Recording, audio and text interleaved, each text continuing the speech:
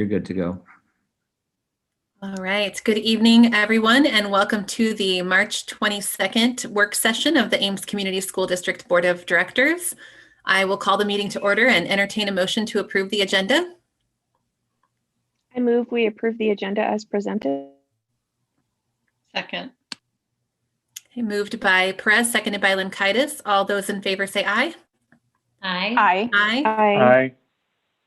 Okay, we will move on to our first discussion item, which is our Panorama survey. And I'll turn it over to Superintendent Reisner. Thank you. Oh, sorry. Purpose statement?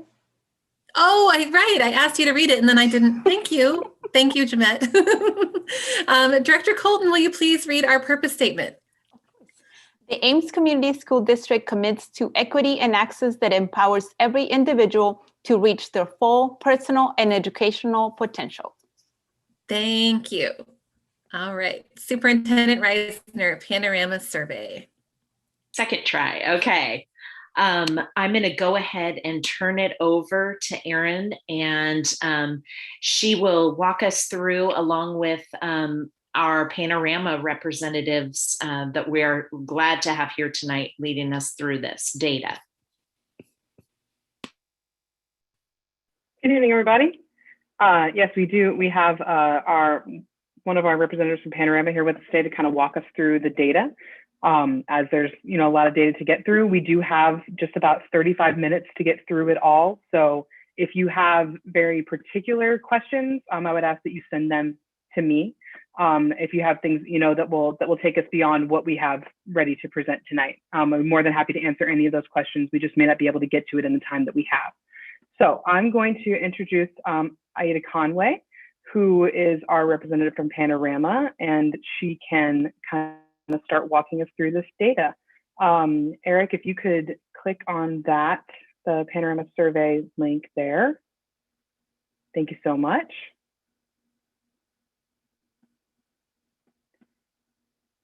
All right, there we go. Aida, if you want to take it away.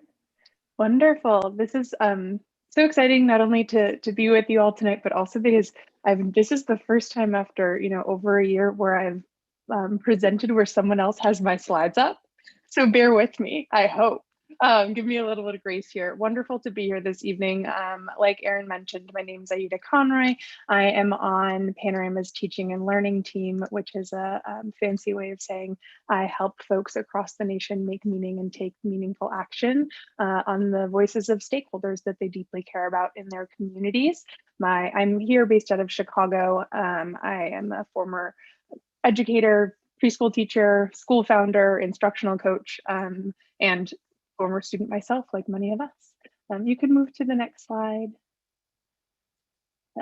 And so, like Erin mentioned, a couple of, we won't do a phenomenal overview of all of the data that that you all have collected in 35 minutes. It's almost impossible, but we will really target a few really important insights. And again, know that this is just the beginning of, unpacking this data.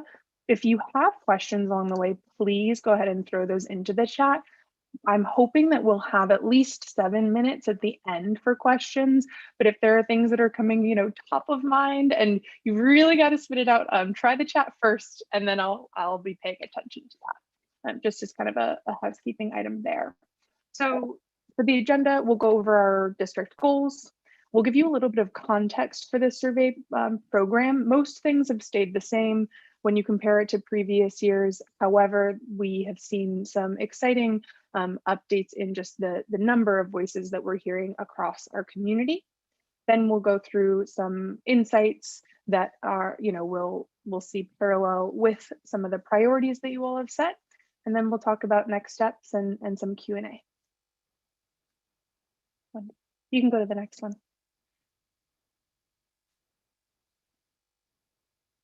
Great.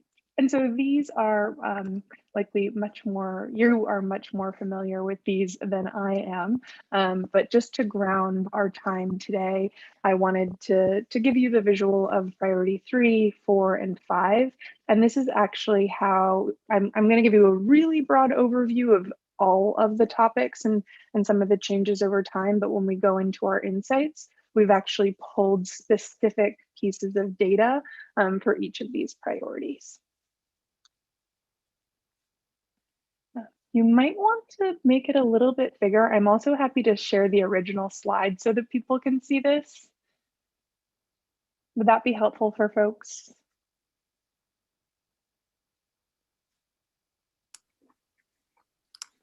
I'm not having any trouble reading that. Okay. I'm not sure if Good the to rest of the board is. Yeah, I was going to say the same. I can read it, but if others are having trouble, please let us know. Okay, yeah, just let me know in the chat. And so what you're seeing with this is all of the topics that we've asked different stakeholders about, starting on the left, and then the survey group right next to it. So just for, you know, if you've ever even talked to, you know, a 12th grader versus a 3rd grader, we ask slightly different questions for each of the topics, but the topic is the same. So that's why you're seeing grades 3 through 5 separate from 6 through 12. We've bolded each of the topics that are aligned to one of the priorities in that next column.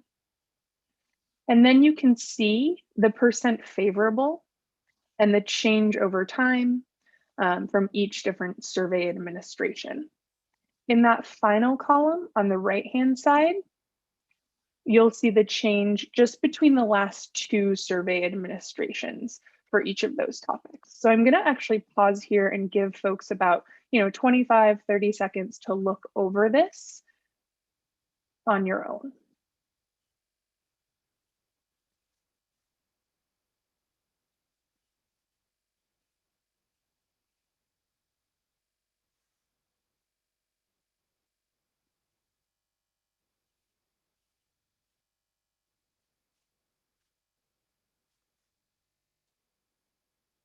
And so noting in particular that even though the school climate was not a board priority, seeing some gains in those. And many of these topics, it's really important, and our research team would ensure, double down on this message, is that so many of the environments that we're building for students are intertwined.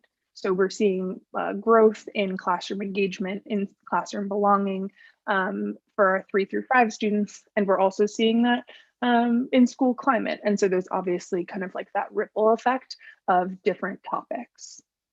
You're also seeing some growth areas in terms of feedback and coaching, specifically for teachers.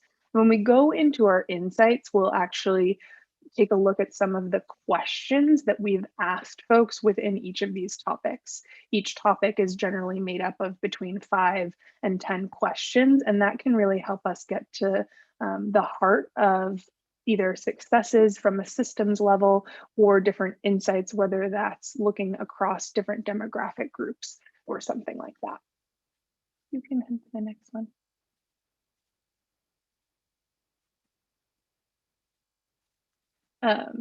And so this is just the 30-second overview of who Panorama is. Our mission is to support educators to radically improve student outcomes with data. We're a team of actually growing almost like 160 now, former educators, software developers, designers, researchers. Really grateful to call you all partners, as well as the state of Iowa. I work closely with the team there as well. And you can skip 2 slides now.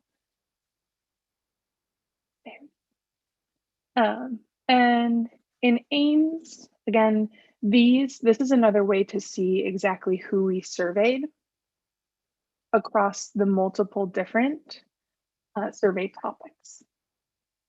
It's important to note here that, again, there were certain topics like diversity and inclusion, like cultural awareness and action, that we only have validated surveys for grades 6 through 12. So we'll only have data for that set of students. And then pause there. And so this is kind of when we think about the data that we just saw a couple slides earlier, who are we actually hearing from? And so in terms of families, a little over 1,100 different families or family members took the survey.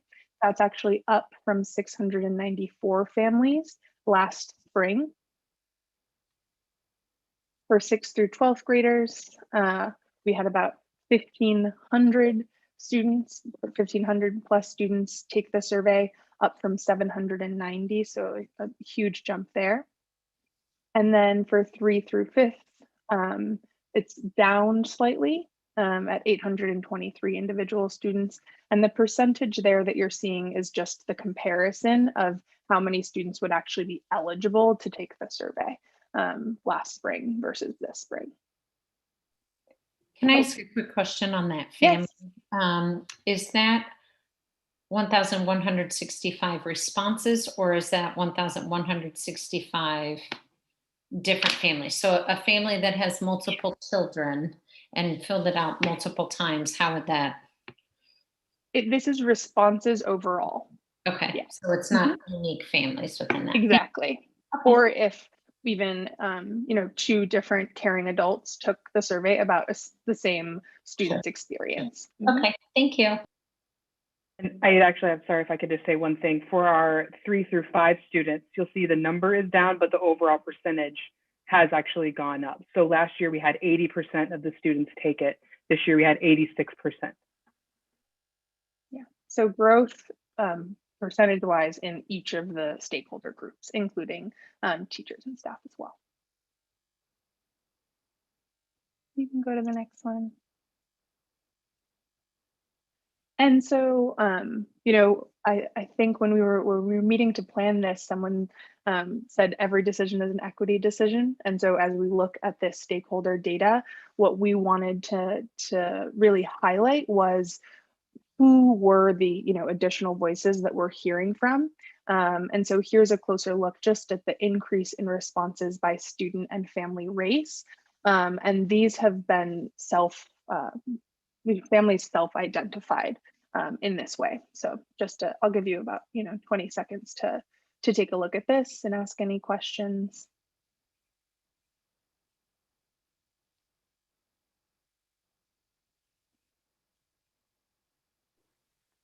Just a quick question. Hi, this is Jamet. Did any Hispanic families self-identified? I see that they're not listed on the family side. It may have been that they were too small of a group, or they have been, so you'll notice that for the student one, it says plus 38 confidentiality protected. Oftentimes, if there's too small of a group, we, for privacy reasons, will keep them kind of separate.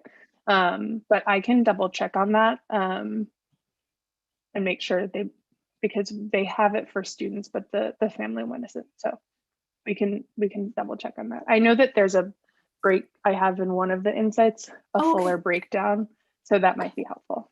Thanks. Thank you.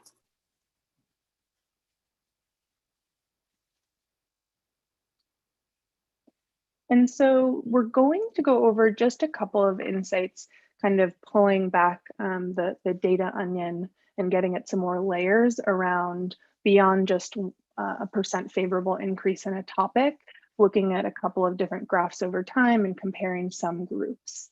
And so in alignment with the recruitment, retention, and development priority there, you're seeing some gradual improvement in the topic of feedback and coaching for those who are identified as teachers, so our instructional staff members, moving from 19 to then I think that's 23 to 30% over the last 2 years. So some consistent, strong improvement in feedback and coaching for those folks. And then for staff members, there was a jump between 2019 and 2020. But it's that the staff perceptions around their own feedback and coaching remain the same. And correct me, Erin and Jeff, but the distinction there is an instructional or non-instructional member of the community, the school community. Correct. Correct. Yep. You can go to the next one. And so for each different topic, so for instance, feedback and coaching, we ask a number of different questions, and I've pulled these two in particular because I think they highlight a lot of where the growth is coming from when you see the 7% increase from last year to this year. So the two questions were, at your school, how thorough is the feedback that you receive in covering all aspects of your role as a teacher? The 8% increase from last fall or last spring. And then the second question, how much do you learn from the teacher evaluation process at your school? It's another 8% increase.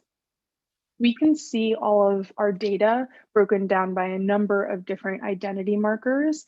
So teachers and non-instructional staff members said how many years they'd either been at each school and in the teaching in general.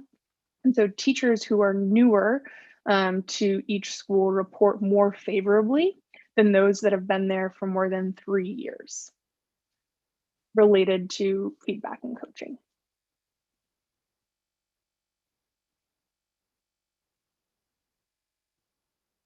And then the last insight here is that for staff, who again, they remained at 39% favorable, a few areas are seeing some slight improvements, a couple stayed the same, and then others decreased in favorability, but by a pretty small percentile.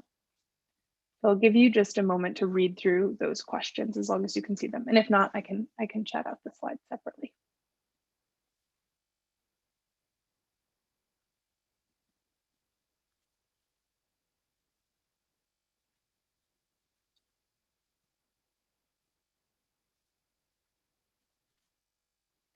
You can head to the next one. And so we actually have a broader topic that family communication is included in, and that's called barriers to engagement. And that's kind of a topic that really focuses on the factors that can create challenges for families as they interact with or become involved with their child's school. And so often there's several different questions related to how big of a problem is childcare or transportation. So I've pulled, in this case, the data around the challenge of feeling unsure about how to communicate with your child's school. And so it's a little bit tricky because we consider a favorable response is that families are having no problem communicating. So that's why you're seeing those green bars. And so, 62% of families are saying that they are not having any problems communicating with the school. Another 17% of families are saying that it's a small problem. And then you can see the other less favorable responses, which is that, being sure about communication is a medium problem, large or very large problem. So about total 21% of families are saying that they're unsure of how to communicate with the school. And then on the right-hand side, you're seeing that certain groups of families report lower than others in a percent favorable for this one question. So for instance, overall, like district-wide, it was 79% favorable. For 7th grade families, it was 68% favorable. Families who reported that who report other or multiple language as the primary language spoken with their child was 13% below average for this one question. And then families who self-identified as other in their race were 59% favorable. And so while, I think it's just an interesting way to compare certain identity marker groups and how they respond compared to average. And there's a couple of other ways to do that in really interesting ways in the platform that we might have time to at least either follow up with you on, and I know is something that we're planning for more detailed analysis. And head to the next one. And then we've got 3 more slides just kind of focusing in on sense of belonging, or for those 3 through 5th graders, it's called classroom belonging. 3 through 5th graders reporting some slight increases in their sense of belonging compared to last spring. And then 6th through 12th grade perceptions of their own belonging have slightly declined in favorability. One thing that to note here that is true of our national data set is that you'll notice that the just percent favorables are percent favorable in this topic is much higher for the 3 through 5th grade students than it is the 6th through 12th grade students. You can. And then for the sense of belonging, kind of taking a look more into some of those questions. One of the most favorable questions for both student groups was around respect. So how much teachers respect them. In this case, you're seeing how much respect do other students in this class show you, up significantly, especially for that younger age group in the last year, and up for our 6th through 12th students as well. And we know that, you know, a respectful, safe environment is really kind of, as we build and support students, is an important building block. You can go to the next one. But when some of the nuance here in a topic like sense of belonging is, you know, respect is incredibly important for students to feel always. But when students simultaneously, as they were self-reported increases in respect, they reported a decline in the question, how well do people in your class understand you as a person? And so for the younger students, down slightly by 2%, and for those older students, down by 8% compared to last year. And so obviously, I think with any data set, you need to think about the context and all that students have been through in the last year in their learning environments. So that's something that we can talk about as well during the Q&A, is some of the potential trends that we're seeing there.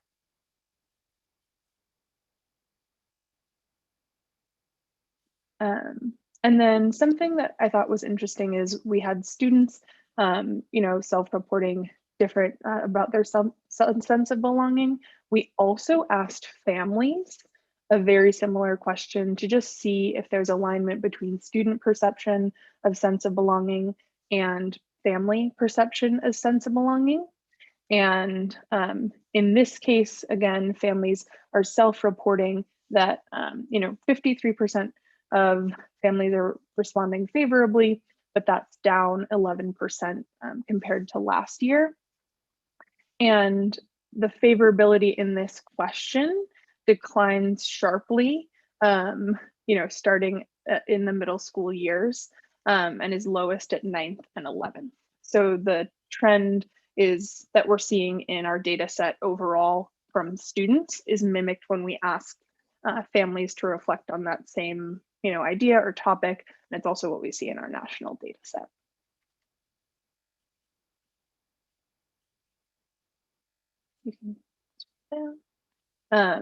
And so there's a number of different, there's an entire platform that potentially some of you have seen and some haven't, where the data analysis is incredibly rich. And there's a number of different supports that we have for both teachers, for principals, and other roles. The first is Panorama Academy, where you'll really, you know, find resources to help you make meaning of the data, and then to build different action plans, and that's built in. You can go to the next one. This is a little visual that usually it's a PDF, so it won't show you the nifty play-by-play, but Playbook is a tried, tested, and true resource hub from partners that are best in class when it comes to social emotional learning, adult and student wellness. And so that's a place that's centralized within Panorama, where educators or principals can read about, save, and implement different strategies related to their area of focus. whether that's sense of belonging, whether that's teacher-student relationships. They can use it if you're familiar with like MTSS and kind of a tiered approach. A principal can use it to download an entire PD about educating their faculty members about growth mindset, and an individual teacher could head in and get quick strategies about or lesson plans for a homeroom homeroom lesson on diversity, equity, inclusion from a partner like Teaching Forward. So that's all within the same place. And then in terms of next steps, and we should have at least maybe even 10 minutes, depending on your time for questions. So the school principals and administrative teams are going to gather for a data inquiry and action planning session on 3/25, so this Thursday, to begin to create some school level action plans with this data and look across multiple different stakeholder groups. We have explicitly designed that session with equity at the center, so ensuring that the experiences of all and every student are being heard, and we're looking across different demographic groups to understand the perceptions of students, families, and of course their staff members. I believe that the public survey link that supports transparency and a culture of feedback is going to be released in a week. And Erin is the one to go to with any immediate questions, but I'm also not going anywhere. So I think we could probably tag team some questions now, and then anything we don't get answered, we can answer via email, or I can put together a document or something like that.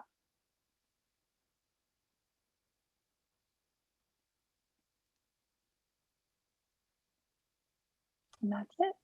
So I think. Go ahead. Yeah. I was told 6:05, so that should give us about 8 minutes for questions. Perfect. Are there questions from the board?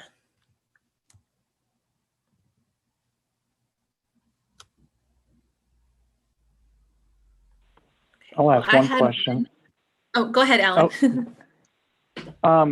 Does Panorama, or the contract the district has, provide the district with access to the raw data so that we can do further analysis ourselves? And I kind of have a related question to that, but.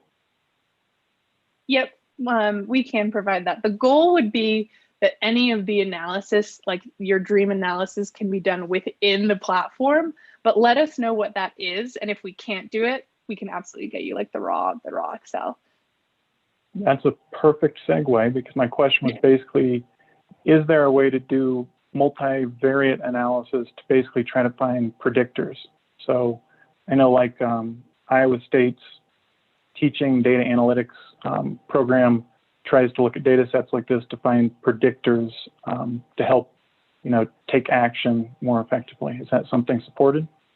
Not within the platform, but our research team does a tremendous amount of work on that. And so that might be like a good next step that we can take, is if you're interested in that, we can connect you to them, and they have that across our national data set. I'm not sure if we offer that for individual like districts, but it's something that a lot of folks think about, especially as it relates to, we have a number of different kind of supports as it relates to sense of belonging, teacher-student relationships, social emotional learning, and their ties to academics, behavior, and like coursework or attendance outcomes, because we know like tons of research tells us that those are very predictive, but we also have the Panorama data that tells us that as well. And you all actually would have that because the MTSS platform that the state uses is also there. So I'm sure that the analysis would be pretty interesting. Thank you. Mm-hmm. I just had a question about trying to understand some of the responses, and I know that we want to protect the anonymity of the folks who responded to the surveys, but is there a way to have like summary comments to kind of understand, maybe especially in some of the areas that declined, what that might be related to? Mm-hmm. We asked a number of different free response questions as well. And so if that's something that you all are interested in seeing side by side to kind of give the qualitative next to the quantitative, then that's something that we can follow up on. In terms of the confidentiality protected,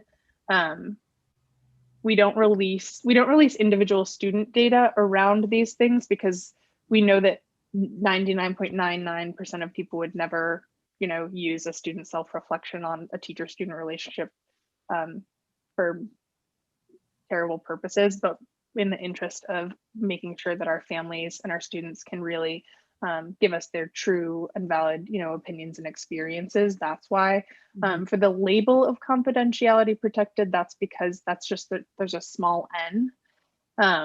But we can touch base offline on what some of the options are, even when folks select, and just make sure that those are aligned to other data that you're collecting and stuff like that. Great. I can at least follow up on the free response. Thanks.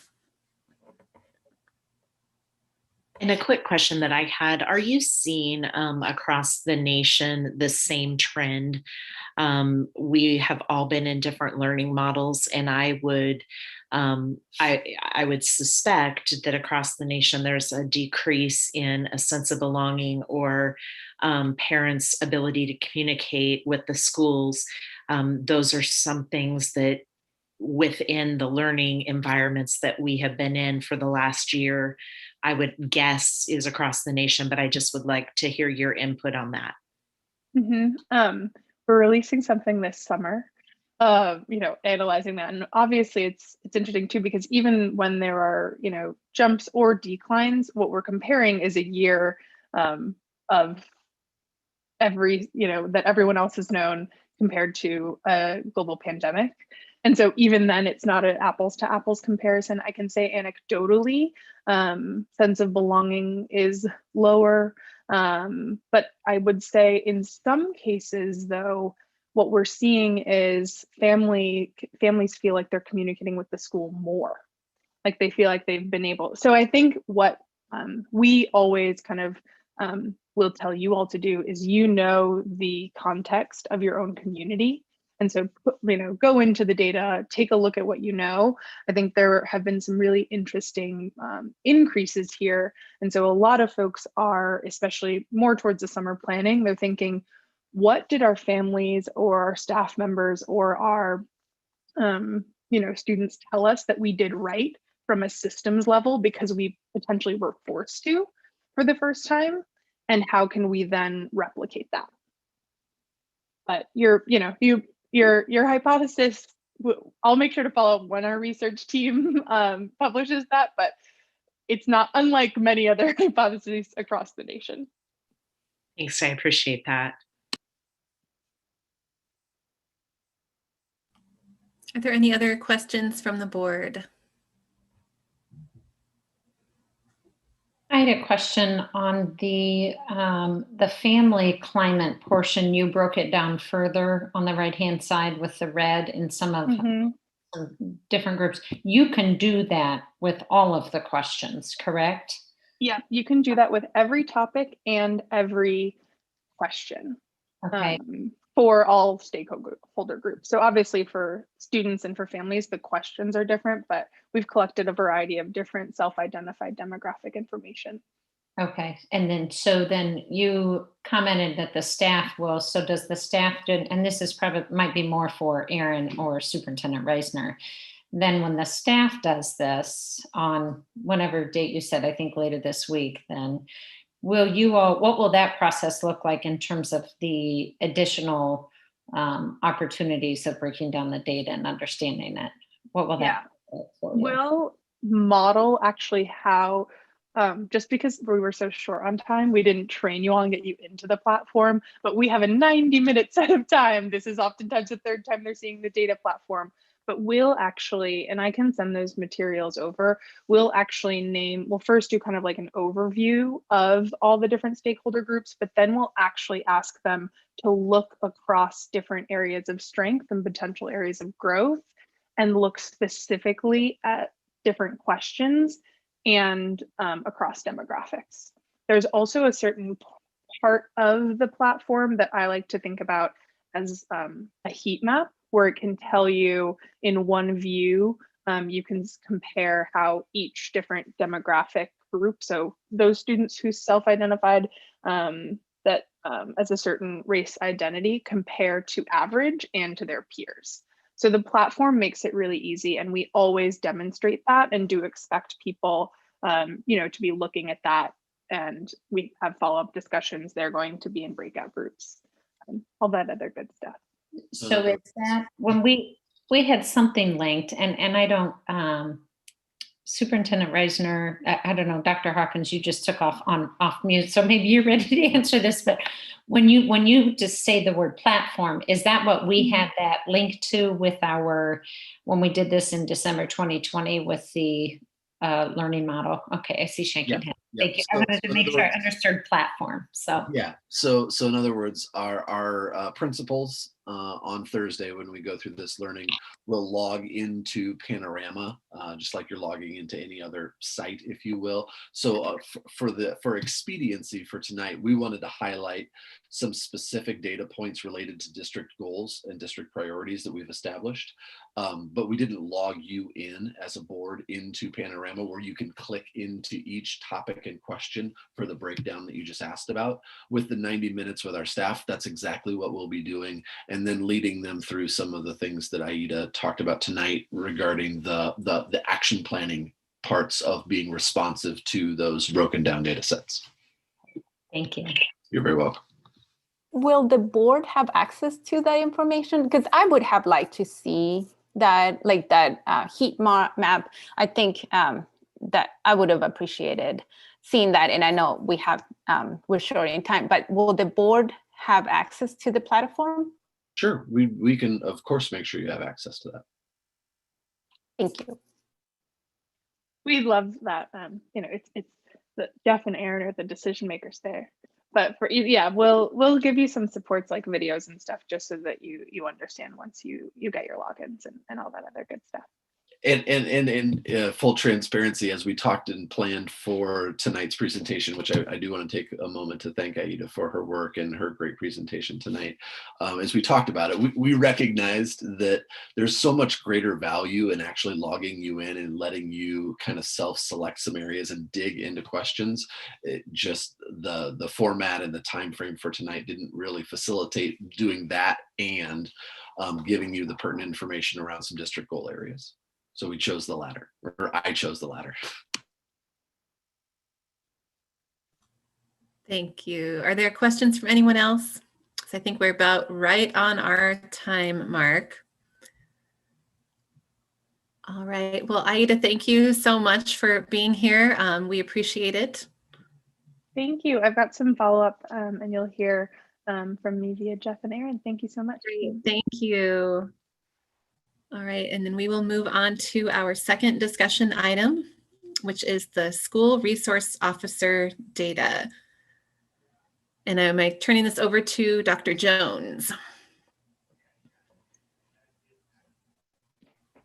Good evening, everyone. The data will actually be shared by Erin Meek again, and I'll be supporting her as she shares the information that we gather. Thank you, Dr. Jones. Eric, if you could click on that for me, just to give a little bit of context.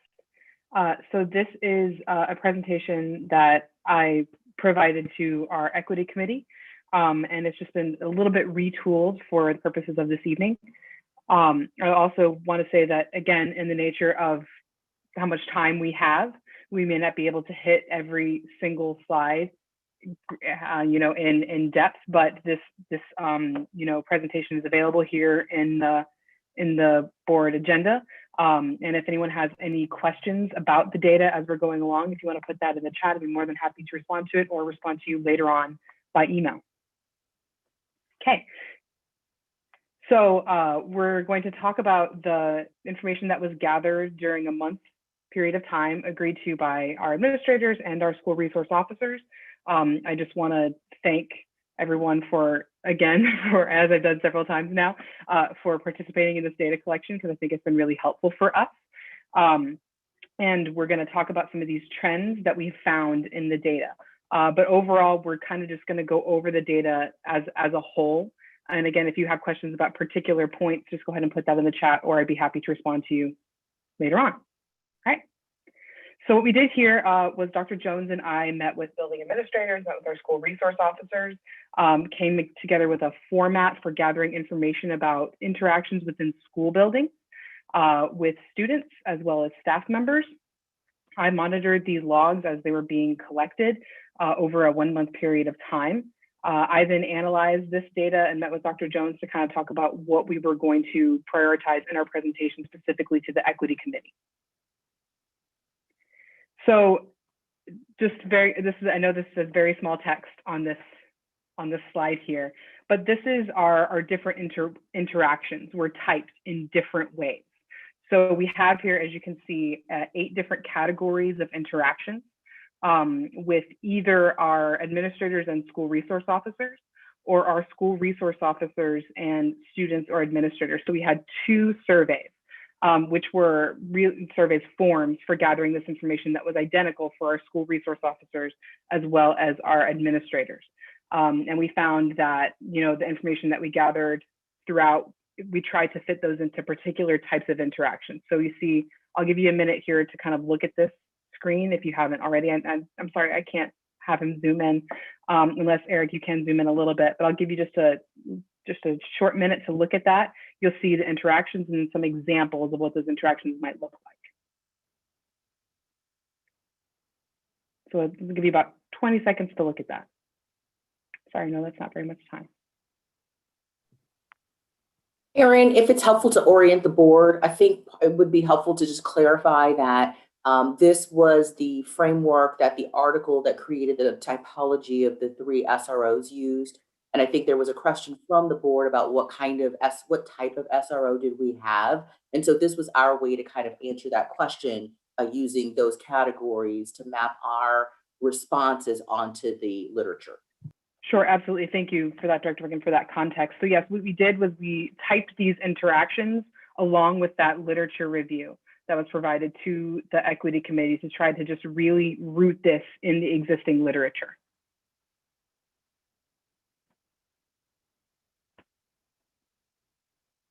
All right, now we had a little chance to look at that. If you could scroll down. Thank you so much.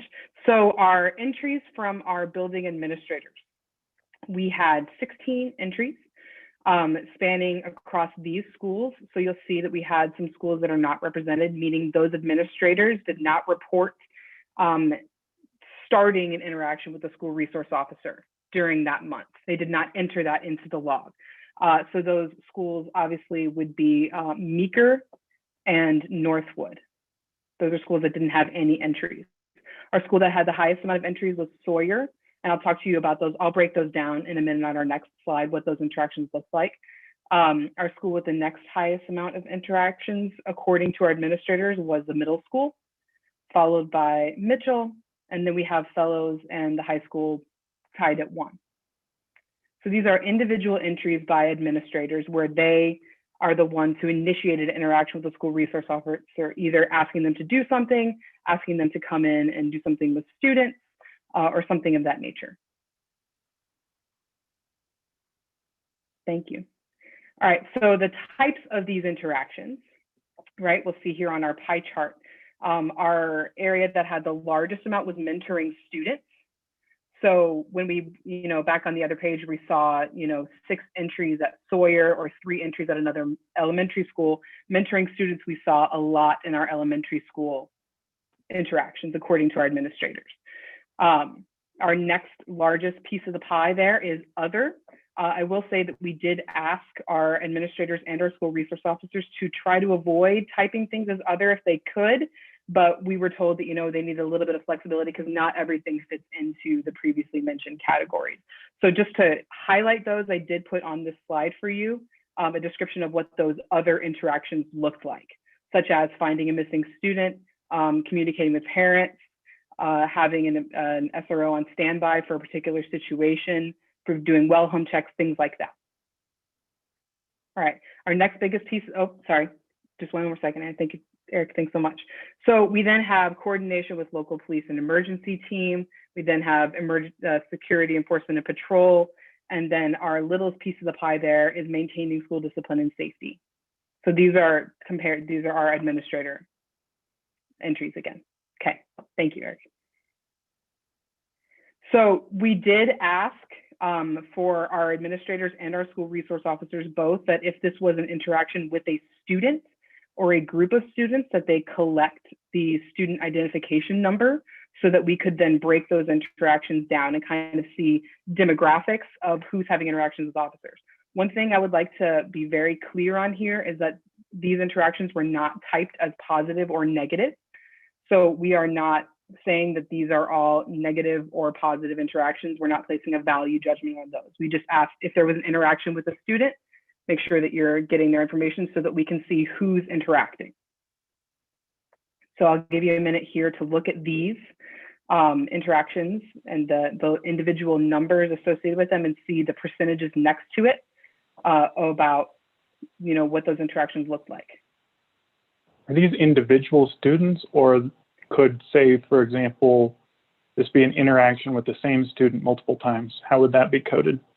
Yes, absolutely. So these are individual interactions with students. So I will say that we had 9 total interactions that were instigated by administrators, right? For 9 individual interactions. Now that represents 8 students. So we have at least one student who had multiple interactions.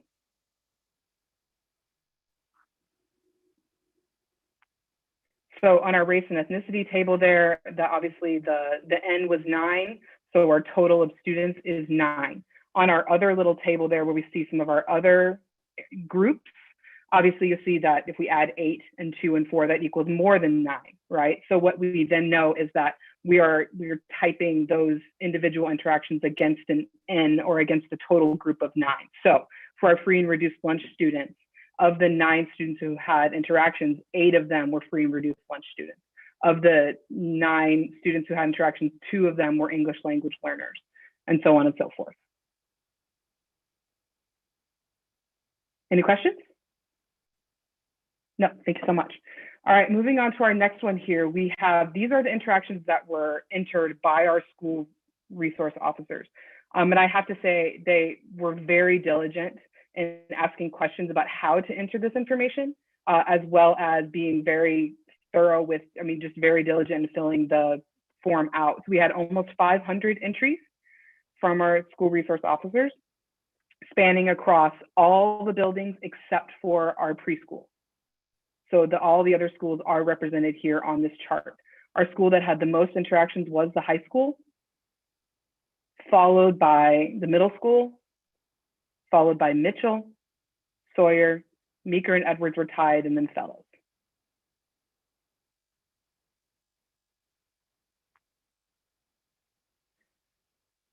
Okay, thank you.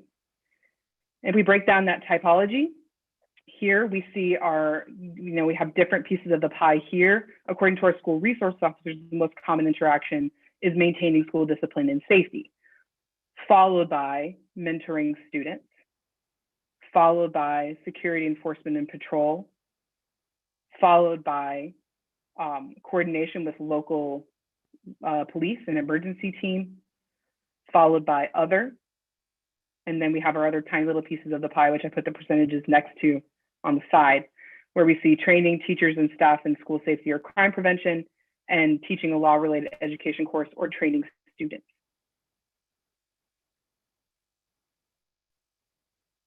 Any questions about these? Is this similarly typed as far as the students, where you have multiple students? Yes. The same student being multiple times. So like coordinating with local police and emergency team, you might have that happening multiple times for the same incident or something? It's possible, yes. So if we scroll down, there we go. So what we had here, we had over almost 500 entries that relates to 252 students, student interactions. And that doesn't mean that these aren't, again, students who aren't possibly represented more than once. But we were typing the individual interactions, the individual instances. Erin, I'm sorry, I missed that. You said, so we had over 500 entries. No, almost 500 entries, just about 490, I believe. Right. But they related to 252 interactions. So an interaction could have been coded for a few different things. No, I'd be happy to provide some context on that. So we have about 490 individual entries. Yeah. As far as entries that related to specific students, those would be 252. And then for the individual students represented in this data, they may be represented more than once. So the difference between the 490 to 252 could be providing patrol in the school where you don't interact with a student, but that's still an entry. Does that make sense? I think so.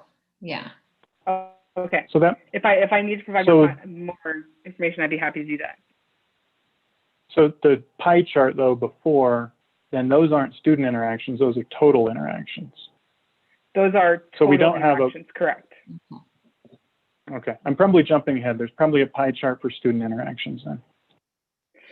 There is not a pie chart for student interactions, but if that's something that we would like to dig into, how do those type out for the individual student interactions, we can certainly do that. Isn't that what this slide is?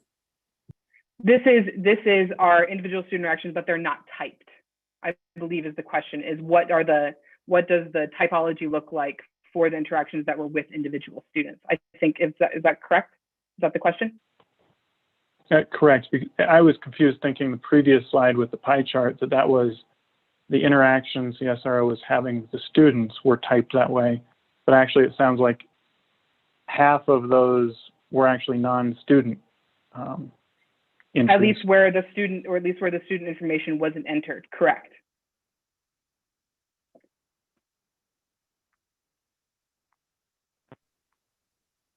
Is there a reason why those I'm not understanding what the interaction log, the administrator and the SRO it's different, the total number? There's 9 in one and 252 in the other. I'm not understanding. Sure. So I mean, we could certainly, that's a question.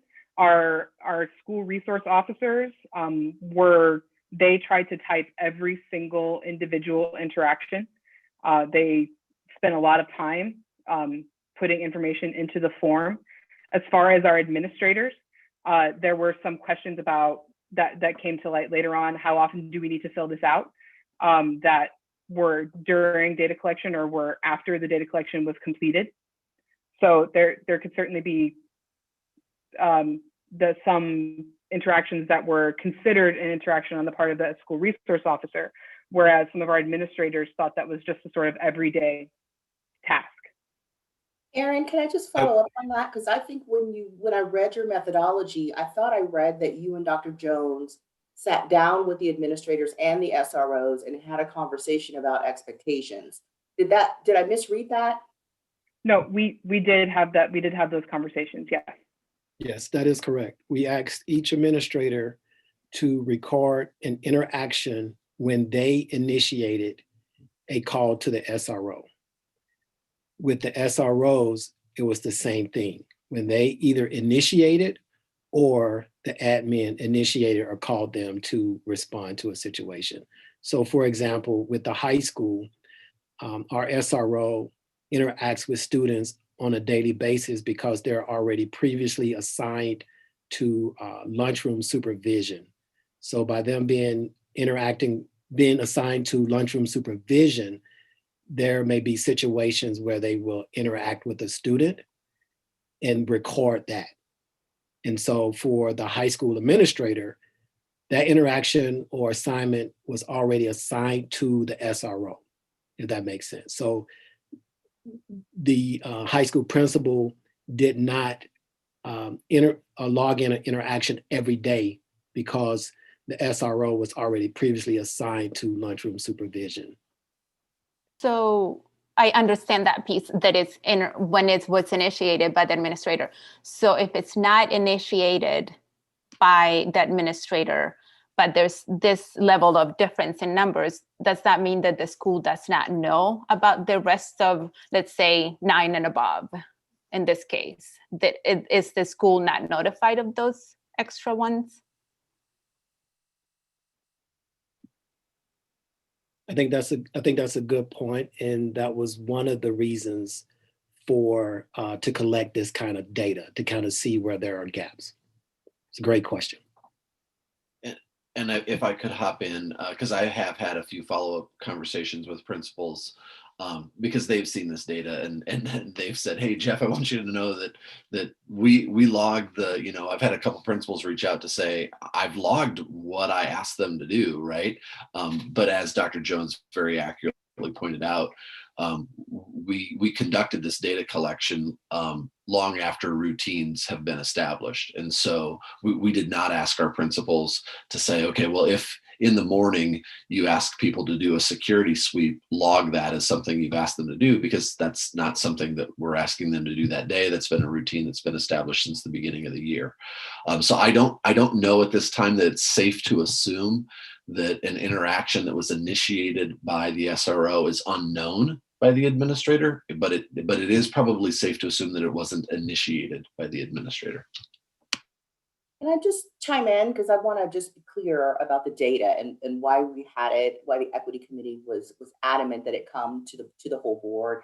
I want to admit to feeling a little bit of frustration that I feel like we have not given this topic adequate time. But I do want to also say the reason that we need your feedback is because I want to just be clear.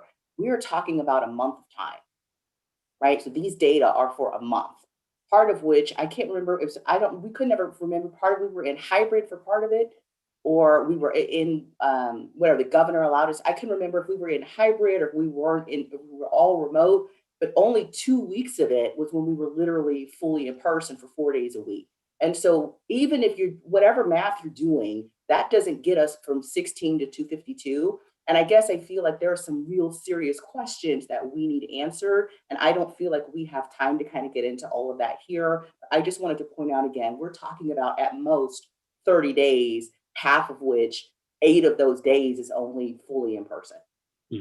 And to Dr. Binken's point, that we wanted to present the information today, and so that you could have time to look it over, ask questions, and then we do have it on the next board agenda as a discussion item, so that we can give more time to digest the data and then come back and be able to address certain questions that you may have. So yeah. It So seems I like guess two questions. Sorry. One question I would have then for when it comes back is if we could have that typing breakdown where we know what the student interactions are, because especially now based on what Jeff said, if the SROs are entering in their log that they're given lunch duty or a security scan of the building and there's 30 days, is that 120 of their entries are those things because they have 2 lunch duties and 2 security scans a day? That'd be interesting to understand. And I think by splitting the student interactions out, we might see that. So personally, I'd really like to see that, because I think that gets towards what the literature review and the equity committee had asked about, is what type of SROs do we have and what type of things are they doing to help support the students or not? Director Beerbaum, I just want to make sure that if I understand, as we talked about the data, the students' interaction, the actual document or slide that we're looking at is the actual interaction between the student and the SRO.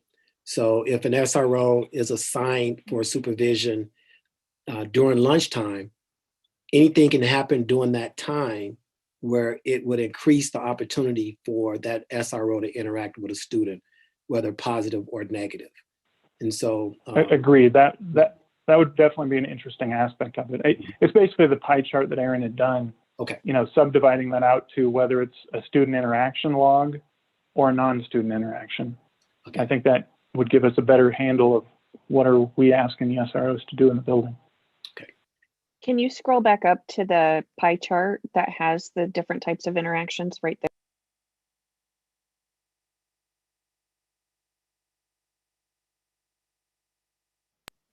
I think that kind of helps us to be able to look at this a little bit.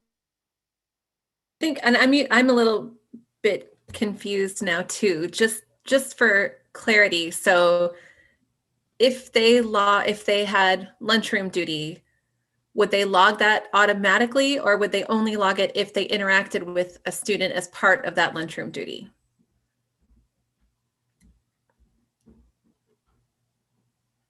I'd be happy to answer that. I know that we're out of time as well, but quickly. So we did have our school resource officers logged when they had those particular interactions, regardless of whether or not they were with individual students. So we do have that, the ability to kind of look at it that way. Perfect.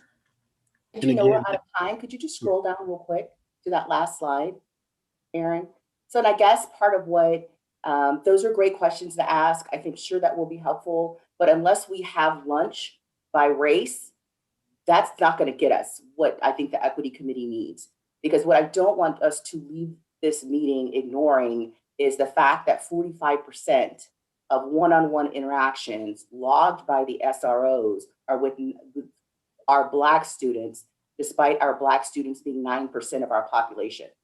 I don't want us to leave this meeting without acknowledging that 15% of our interactions are with homeless students, when I believe, and the last time Dr. Jones described it was, just a few students, right? I think what we have to acknowledge here is what the data is really telling us, which is when the SROs report their one-on-one interactions with students and we log them, we cannot overlook the disparities that are staring us in the face. And so I don't want us to get bogged down in what kind of interaction was it, whatever, unless they went to the Black party, there's no excuse for these data. On that note, Director Benken, it's a question, but I think it's not for this meeting, but it's definitely for the discussion, is that I would like to know what the next steps are. What is kind of the plan here? That's what we need from the board. I'm stumped here. I don't know. I feel like we should have been done, frankly, at the literature review. But people wanted clarity about district-specific data, and we now have district-specific data that confirms what the national data say. So to me, the pathway is clear, but somehow there's still a question about what do we do. So thank you for that, because it's quite clear to me, and I'm not on the equity committee. So I just want to know what our role as a board and what because you said it's up to the board, but I think I need some direction from Superintendent Reisner, what it is that we are doing here as a board. Like, we're seeing the data, we have the literature, what's next? So I had Dr. Jones right before break. Dr. Jones and I put together what's the word I'm looking for? Task force. A task force and a plan. What is it? A planning document. Yeah. We put together a planning document and a timeline. And so we were going to plan on sharing that this week with the board after we went through this data. So that will go out. It was going to go out in my Friday update to the board, but it can go out sooner if need be, but that kind of lays out where we're at in timelines and process. I think Friday's okay. As long as I know that there's a plan, I think putting it in the board update, I think it's totally fine. It's just my opinion. Yeah, and I like doing it that way, because then I think for you as board members, you know where to go to find all those documents. You can just go back and find them in that same place each time. Thank you. Are there any final questions? So we do need to wrap up and move on to our regular meeting. President Shields Cook, if it's okay, really quickly, and Superintendent Reisner, if it's really quickly, I have such a desire to be a yes man when it comes to questions from the board. Earlier, I was asked by a director if we could have access to something, and of course, my quick answer is yes. Let me qualify that and say, as long as I'm not putting you as a board in a difficult position by providing you either confidential information or access to something that we generally would not provide to our public, I'd be more than happy to get it to you. I just don't want to put our board in a compromised position. So thank you for letting me make that qualification. Thank you, Dr. Hawkins. I appreciate that. All right. If there are no other questions, I will entertain a motion to adjourn. I move we adjourn. Second. Moved by Perez, seconded by Beerbaum. And just for our public who is listening, if you will just hang on, we will take a very short 3-minute break here, and then we will start our regular meeting. So it's moved by Perez, seconded by Beerbaum. All those in favor say aye. Aye. Aye. Opposed? Aye. Passes 7-0, and we will see you all in 3 minutes.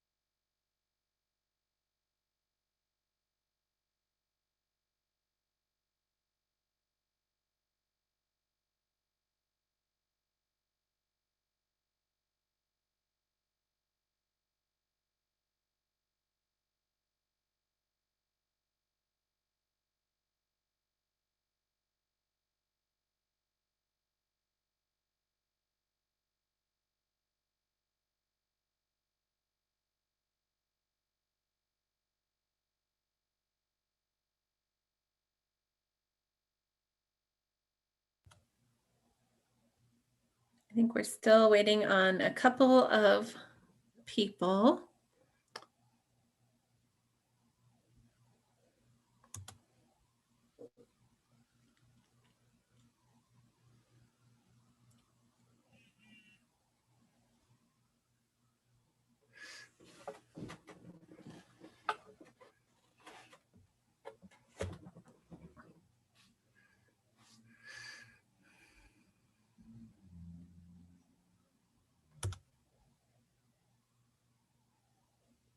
Superintendent Reisner, are you back?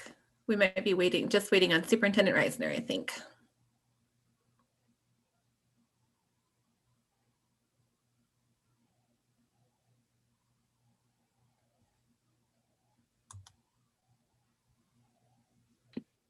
I'm here. I just couldn't find my unmute. Sorry, I was panicking. I'm like, I'm here. I can't find my unmute. That's okay. All right. Welcome everyone to the March 22nd regular meeting of the Ames Community School District Board of Directors. I will call the meeting to order and entertain a motion to approve the agenda. I move Move we to approve the agenda. second. Moved by Beerbaum, seconded by Franzen. All those in favor say aye. Aye. Aye. Aye. Opposed, nay? Okay. And Director Bankin, will you please read our purpose statement? I'm happy to. I do want to say that whenever I read this, I usually read it in good faith. And I think after the thing we just went through, I don't know if I can read it with my heart, but I will read it to start the meeting. The Ames Community School District commits to equity and access that empowers every individual to reach their full personal and educational. Thank you. And our first agenda item is celebrations and recognitions, Dan Wooden Awards. And Superintendent Reisner. Sure. I believe we have, oh, there she is. Audra is on, and Audra, I'm not sure if it's just you or if others are, I see others on as well. Okay, I will turn it over to you. Awesome. Thank you so much. I'm Audra Watson, the District Behavior Coordinator, and also the daughter of Dan Wooden. And so just to give a quick little synopsis, we started this award roughly going on our 7th year. My dad was serving as the school board president at the time when our journey of cancer took a turn for the worse, and we lost him to cancer while he was still serving as the board president. And so we came to his last board meeting because he was unable to come to that meeting, and he passed away the next day. And so as a family, we really wanted to honor my dad's legacy while also honoring staff who are touching children's lives each and every day. And so every year in May, the staff, all staff in the district, certified staff, support staff, all staff in the district have access to the ballot, and they create a nomination based on the following qualities. Goes above and beyond expectations, creating an exciting, stimulating classroom, often at their own expense. Has a positive attitude and approaches each day with a smile, makes decisions based on what is best for kids, treats everyone equitably, demonstrates that each child matters, and always gives their best to help each child become their best. And so staff vote on these, and we then crown a winner, one per building, and then we also crown an overall winner for the district, the one who received the highest percentages of votes. And so we do this every year, and COVID kind of gave us a little curveball. We weren't able to do it at the beginning of the year at the Welcome Back because we didn't have it. So we did all these via Google Meets in each of the buildings, and we just wanted to make sure that we were honoring some of the amazing staff in the Ames district publicly, and so that the school board was aware of those people who are following in my dad's quote, to live in today, taking advantage of daily opportunities that come your way, and live each day with integrity. So my mom's going to share our winners. I think I am. Can you hear me? Yep, you're good. Good. All right. First of all, I want to thank the board for this opportunity, since we were not able to make the awards as we have in past years. So I thank you for letting us do it through the board meeting. I'm going to read each school and the name of the recipient from that school, and just a couple comments that accompanied their ballots. For the Ames High School, it was Jeff Anderson. He continually goes above and beyond the call of duty. I'm not sure he ever truly checks out. He works with students in such a kind, gentle, and patient manner. Students and staff know they can go to him with an issue and he will take care of it. For Ames Middle School, it was Jonas Michael. His commitment to creating a caring, compassionate, and equitable culture in our building is remarkable. Ames Middle School feels like a family now, and I believe this is due to his leadership. For fellows at elementary, it was Christy Franco. I have never met a teacher that loves her students, loves her colleagues, and loves teaching more than Christy.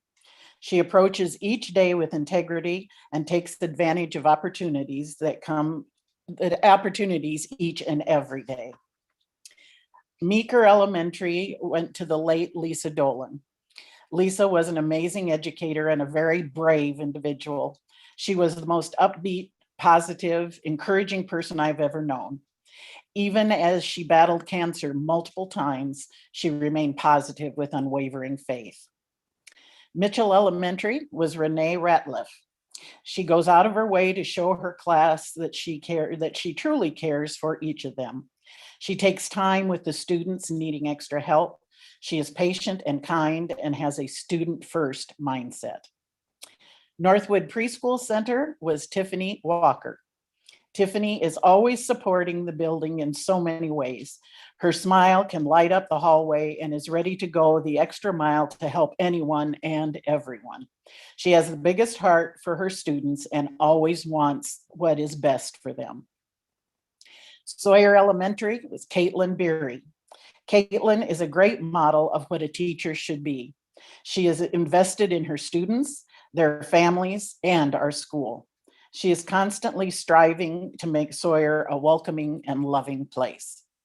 And before I turn it over to my daughter, Annan, to announce the overall winner for the district recipient, I just want to congratulate each of the recipients, and the money is in the district, so all they have to do is go get their voucher to spend their money, and I hope they have fun doing that. And I want to congratulate them and give them all a very sincere thank you for all they do for their children, for the school district, and for all of us. Annan? I'm Annan Schwegler, and I'm an early childhood teacher at Northwood Preschool Center and the daughter of Dan and Jackie Wooden. I'm super excited for this opportunity to announce the Edwards recipient and the overall district winner with you this evening. Our 2020-2021 all district winners was Edwards custodian John Hopper. Staff nominated John, stating that John is the best example of what it means to go above and beyond. His positive attitude and work ethic are on display to serve as a model to all of those who surround him daily. John's kind to all students and is willing to help anyone anytime they need it. He always has a smile on his face, and his sense of humor, as well as his thoughtfulness, carry the staff in a positive direction. John has demonstrated that leadership can take many forms and may emerge from any role. We once again want to thank you for the opportunity to honor some of the most amazing staff in the Ames Community School District, and are excited to kick off the 2021-2022 Dan Wooden Excellence in Education Award with voting starting in May. Thank you. And I just want to say to the family, thank you so much for the continued support. And Jackie, I've said it before, although I never was able to meet Dan, you and your family have done an amazing job of continuing his legacy. And I just so appreciate it. Well, thank you. I really appreciate the opportunity. Yeah, thank you, Wooden family, for being here with us and allowing us to have this wonderful celebration to kick off our board meeting.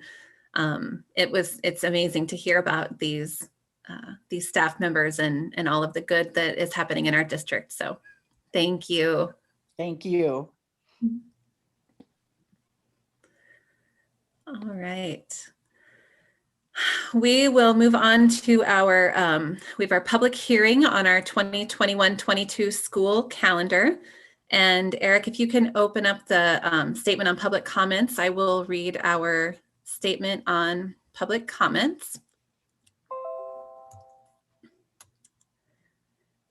Residents of the district, students attending the district, parents or guardians of students attending the district, and district staff members may address the board about any topic relevant to the district, whether on the current agenda or not. Those who wish to speak must sign up at the beginning of the meeting. Speaker participation is limited to 3 minutes once per item. The views and opinions of citizens addressing the board do not necessarily reflect those of the board, district administration, or staff. Speakers are to remember that Iowa law prohibits the board from discussing specific employees, students, or their performance.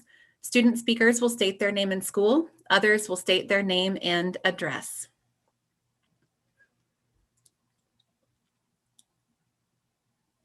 All right, and let me pull up. Are there any comments from the public on our 2021-2022 school calendar?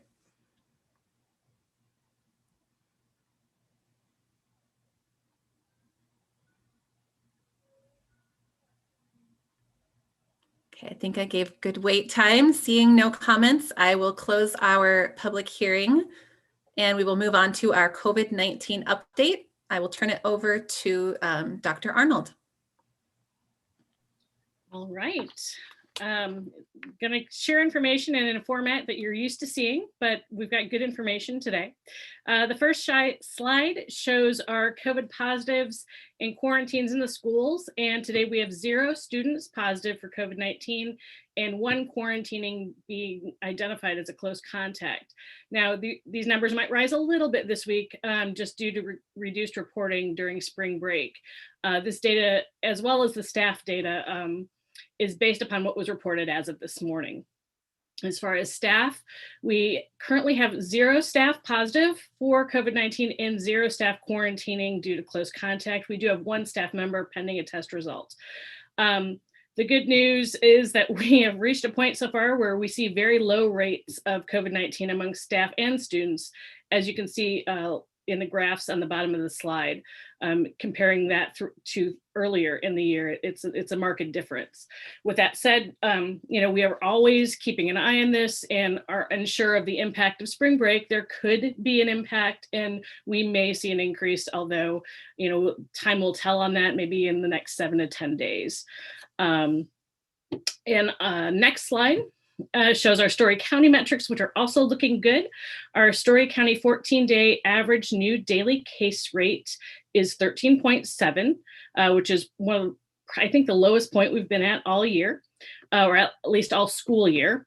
Our case count continues to slowly decrease, and our 14-day positivity is 3.4%, and our 7-day positivity is 3.9%.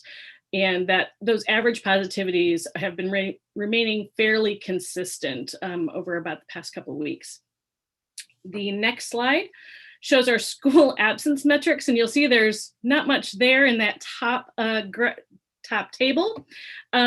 Since we just came off of spring break, we don't have 5-day data for students or staff, and those numbers won't be available till next Monday, but you can see in the graphs below where we have been trending for the week following our last school board meeting and not seeing any issues or concerns in our student or staff absences.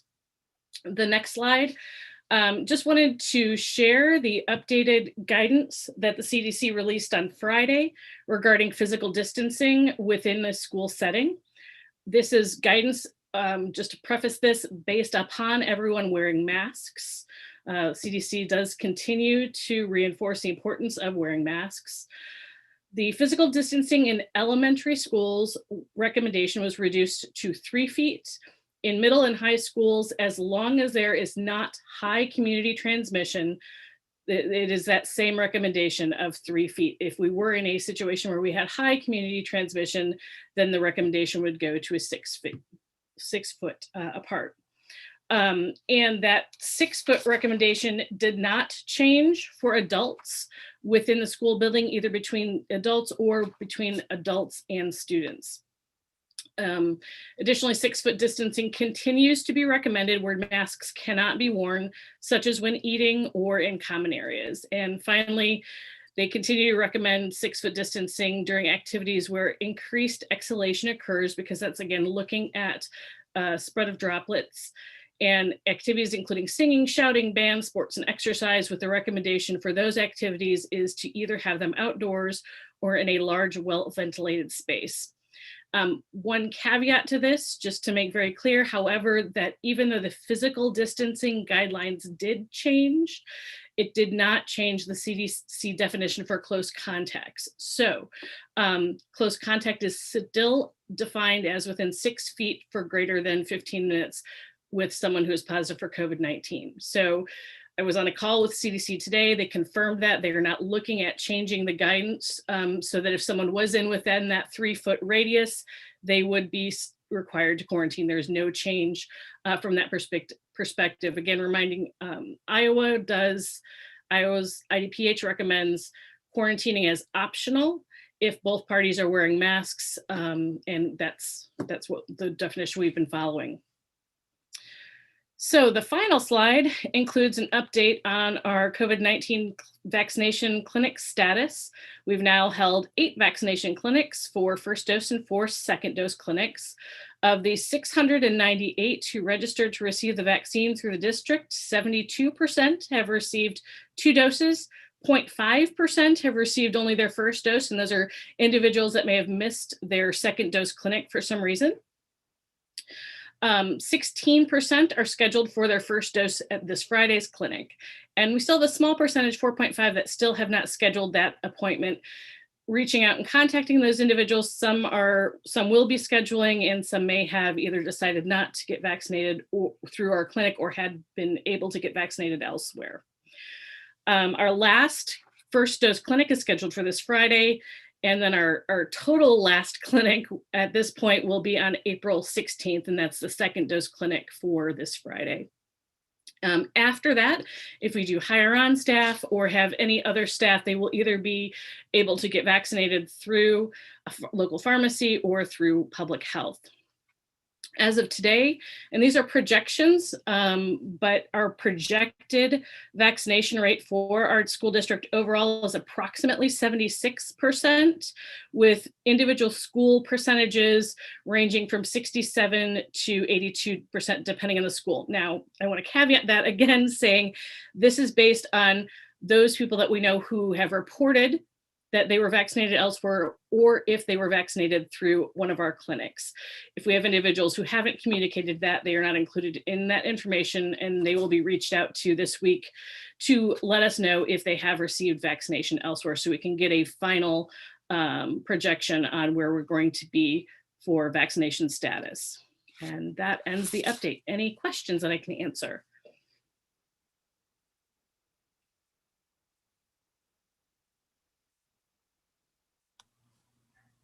All right, doesn't look like there are any questions. Thank you, Dr. Arnold. We will move on to the summer meal program update, and Chris Stensland. Good evening. Eric, yeah, if you could open the attachment. Good evening, board. I wanted to give you just a very short update on our summer meal program. I put together a spreadsheet to show you how many meals and or snacks that we have served since the pandemic started under the summer program. The summer program and the National School Lunch and Breakfast Program are separate programs. And when the pandemic hit and schools were closed, the summer program kicked in. There were some waivers that were put in place at that time that we could allow grab and go meals, but we were limited on sites. So if you remember at that point, we only had Mitchell, Sawyer, and Meeker operational for those grab and go meals, and we operated those through the first part of August. You'll notice the August meals are very small because we closed down the second week of August to get ready to implement the National School Lunch and Breakfast Program, which we had to start for the beginning of the year. And we thought school was still going to start that third week in August.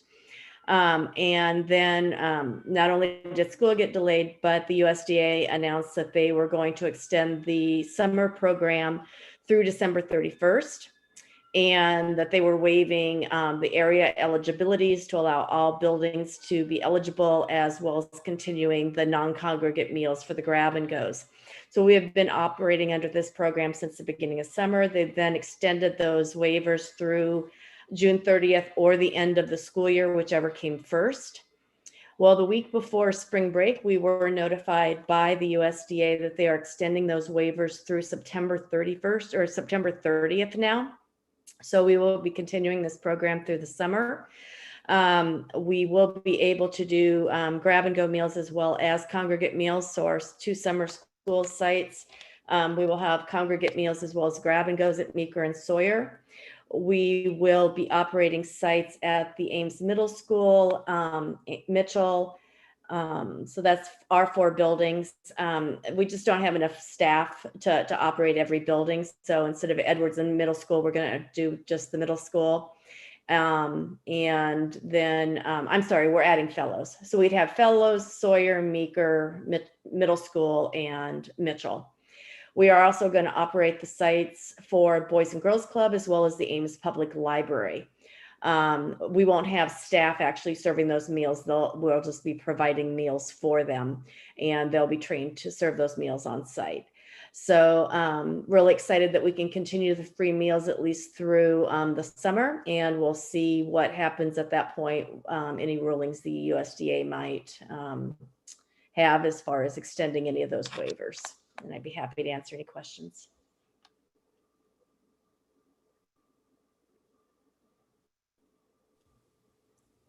All right, doesn't look like there are any questions. Thank you, Chris. We will move on to our information item, which is our STEM after school program. And Dr. Jones, I will let you take this one. Good evening, everyone. I get the opportunity to introduce one of our high school students, Davis. He's going to give a presentation actually reintroducing Science in the City program and the work that he has been doing along with his members, his team, as well as with the support of 3 of our staff, which I would like to call out their names. Missy Carlson at the high school, Andrea Lowe is also a teacher at the high school, and Katrina Williamson, a middle school advisor with the program. And so as Davis logs on,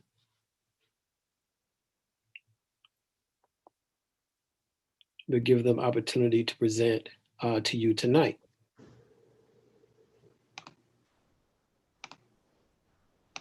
Hello, everyone. So let me just quickly share my presentation screen. Oh, here, I can share this. Okay, not that button. So assuming that Google Slideshow behaves, which hopefully it will at some point.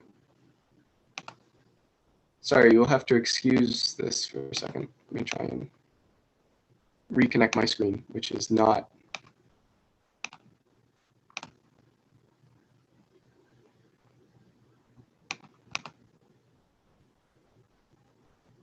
Okay. Yeah, sorry, I apologize. It's just this, yeah, my computer is not currently behaving. We've all experienced these technology blips over the last year, so don't worry about it. Thanks. Okay, looks like it's working now. Fingers crossed. Okay. Hello and welcome everybody. My name is Davis Verhoeven. I'm a senior at Ames High, and I'm the founder and lead of Science in the City, which is what I'm presenting to you about today. So you might remember my presentation from last year. If you don't worry. I want to start this presentation by quickly going over what Science in the City is and what we stand for, and then transitioning into how we're adapting to the COVID-19 pandemic and how you can get involved. So let's start with what Science in the City is. We are a student-founded, student-run after-school program and community event, and our goal is to reimagine how we see, teach, learn, and experience science, technology, engineering, and math, STEM. How are we doing it? We partner middle school student teams with a local business and a high school mentor and challenge those teams to collaborate with their partner business in order to explore how it uses STEM on a day-to-day basis. Then, using that knowledge, the teams build they build hands-on demonstrations that showcase that STEM and present their demonstrations at the Science in the City public event. So why is this so important? And I think this is best visualized with an example. So if everybody could just quickly close your eyes and imagine the first thing that comes into your head when you hear STEM career. Most people think about something like this, or this. And while these careers do use STEM, they're not the only ones that do, but that's often how we treat them. When a student is in a science class and they ask, when are we going to use this? And the response is, if you want to become a scientist, there is an innate problem there because science is not exclusively used by scientists. Math is not exclusive to mathematicians. STEM is an integral part of every career. Every career is a STEM career. And I'm going to say that again because it's so important. Every career is a STEM career. Here's an example. Several weeks ago, I and the rest of our mentors interviewed a hairstylist at one of our local salons, Salon Bonita, down on Main Street. The hairstylist talked about the STEM that she relies on every day, and it was eye-opening. She talked about things like the chemical makeup of shampoos. What's pictured on this slide is called a paraben. It's a type of wax. Too many of them and you get waxy buildup on your scalp and shampoo feels heavy. She talked about the biology of hair. How do hair dyes penetrate our hair cuticle? How does heat affect the behavior of our hair? She talked about genetics. How do your parents' genetics affect your hair's behavior? How does your ethnicity influence your hair? And finally, she talked about our environment. How do chemicals interact with our hair? If you've been swimming too much, what is chlorine going to do to your hair and how do you fix that? As you can see, there's so much biology and STEM that goes on in hairstyling, and it's something that we never talk about and we never think about. And that means if a student wants to be a hairstylist, they're not ready. Our educational system is failing to prepare students for their future careers. And when we don't teach the applications of STEM, we create STEM blindness in our society, STEM blindness that we see today. When we look and we can't see all of this STEM that's so integral to hairstyling, that is that STEM blindness. The hairstylist that we interviewed talked about how before that interview, she never realized that she used this much science, even though it's something that she relies on every day. And that's a serious problem. That's why Science in the City involves our entire community. We aim to start essential discussions about STEM and to create interest in STEM and STEM topics. Most importantly, we aim to bring our community together.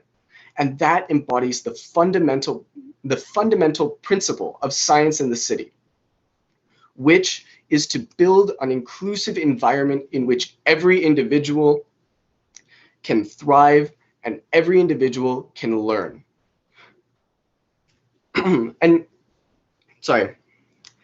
And that is a serious problem that we are facing today because we don't see that inclusion. I know from personal experience, I used to be a part of all of your run-of-the-mill science clubs, and I know that the students in all of these clubs are the same students. And that means that STEM is missing so many different perspectives, so many different brilliant minds that could contribute so much, and that's a serious problem. That's why we collaborated with Dr. Jones to create 3 key strategies that promote inclusion and reach out to underrepresented students. The first is relevance. We make STEM personally relevant to students. We show students that STEM isn't something that they just learn in class and forget. STEM isn't something just used by faraway scientists in mysterious labs. STEM is something essential to our community that we use every day, and that's really exciting and engaging. Secondly, we provide access to students. We make STEM accessible to them. We provide them with resources and support to explore their own interest and ignite their own passion in STEM.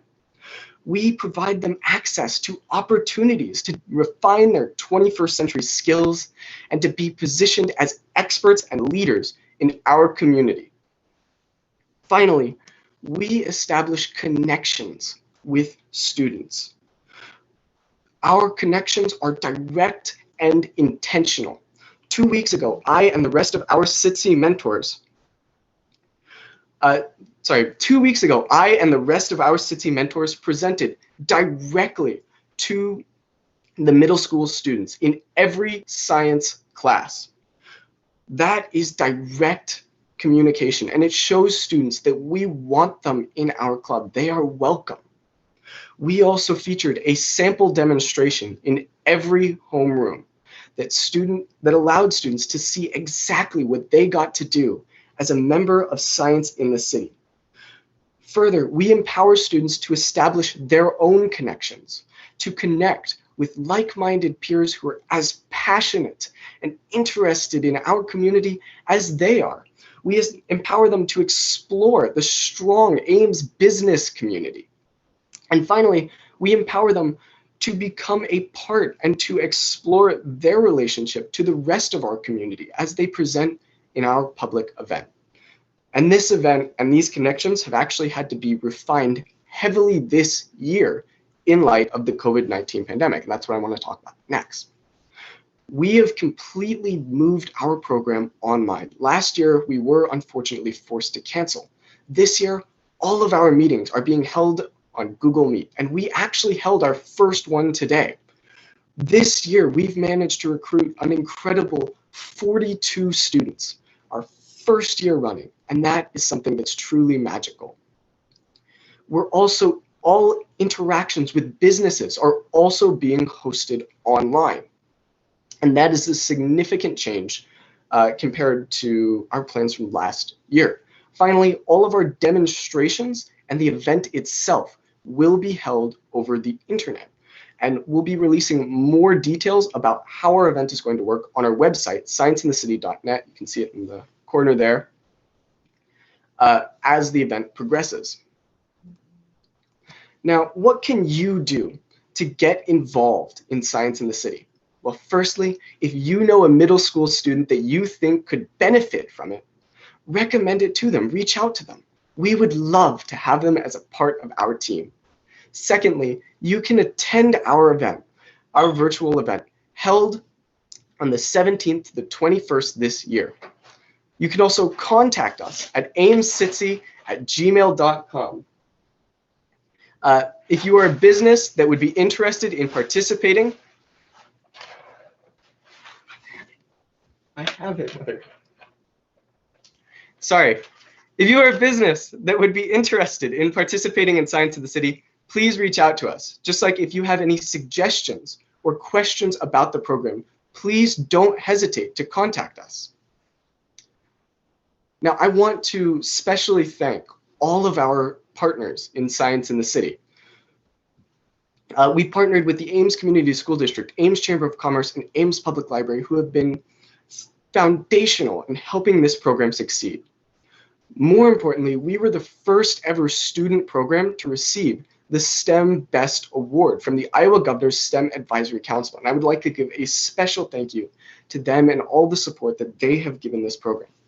Next, I would like to give a warm and strong thank you to all of our participating businesses. This list is still growing, but if any businesses are watching this today, thank you, and please know that you are making a difference in our community. And if you are a business interested in helping Science in the City, please again reach out to us. Finally, I want to thank you, our community and our public, for listening to our story and the outpouring of support that you have given us. Thank you so much for everything that you have done to make this happen, to make our community a better place. Now, I want to open up the rest of this time to ask, what questions do you have for me? I can turn on.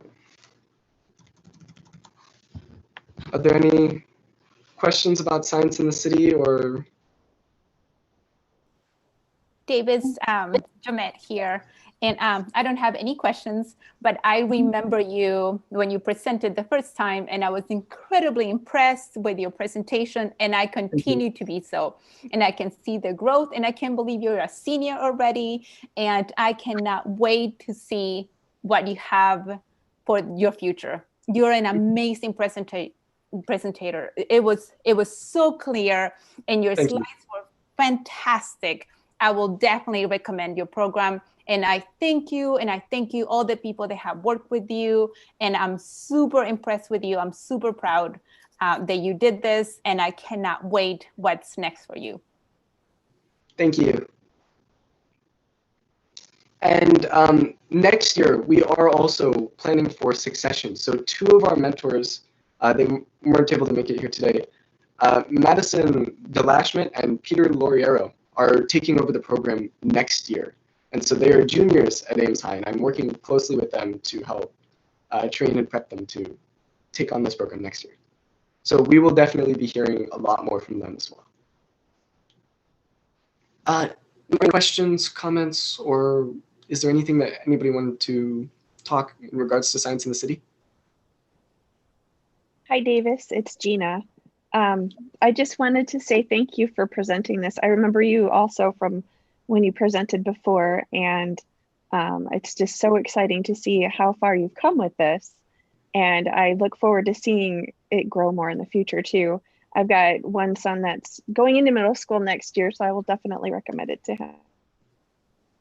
Sounds awesome. And yeah, today was actually our first meeting. So this was the first day that we met with the 42 students that we had recruited. And so that's definitely something really exciting, especially because we had to cancel last year. So it's been an adventure with COVID, but it's also been something that I feel is really impactful and really important.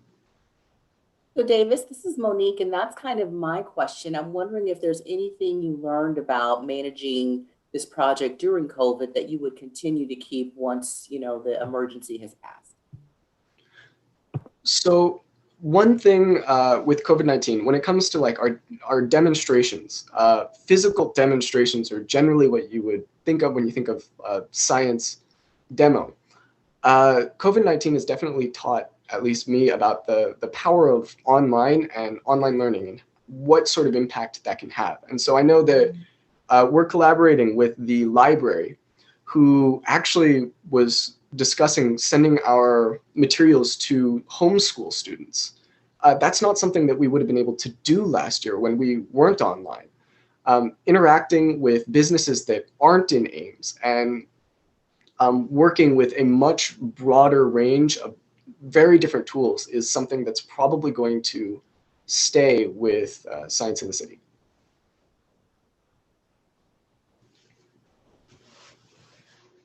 Is there anything else any other comments, questions, or things that anyone wanted to discuss? I just have one quick question, and I think you mentioned it. How many mentors is it that you have from the high school? High school mentors, I believe we currently have 7. 7. Okay, so all those 7 will work with the 42. So the 42 people participating, or is it total? Mentors and participants. 7 total, or there's 7 mentors and then 42 students. Okay, great. That's awesome. Thank you. Yep.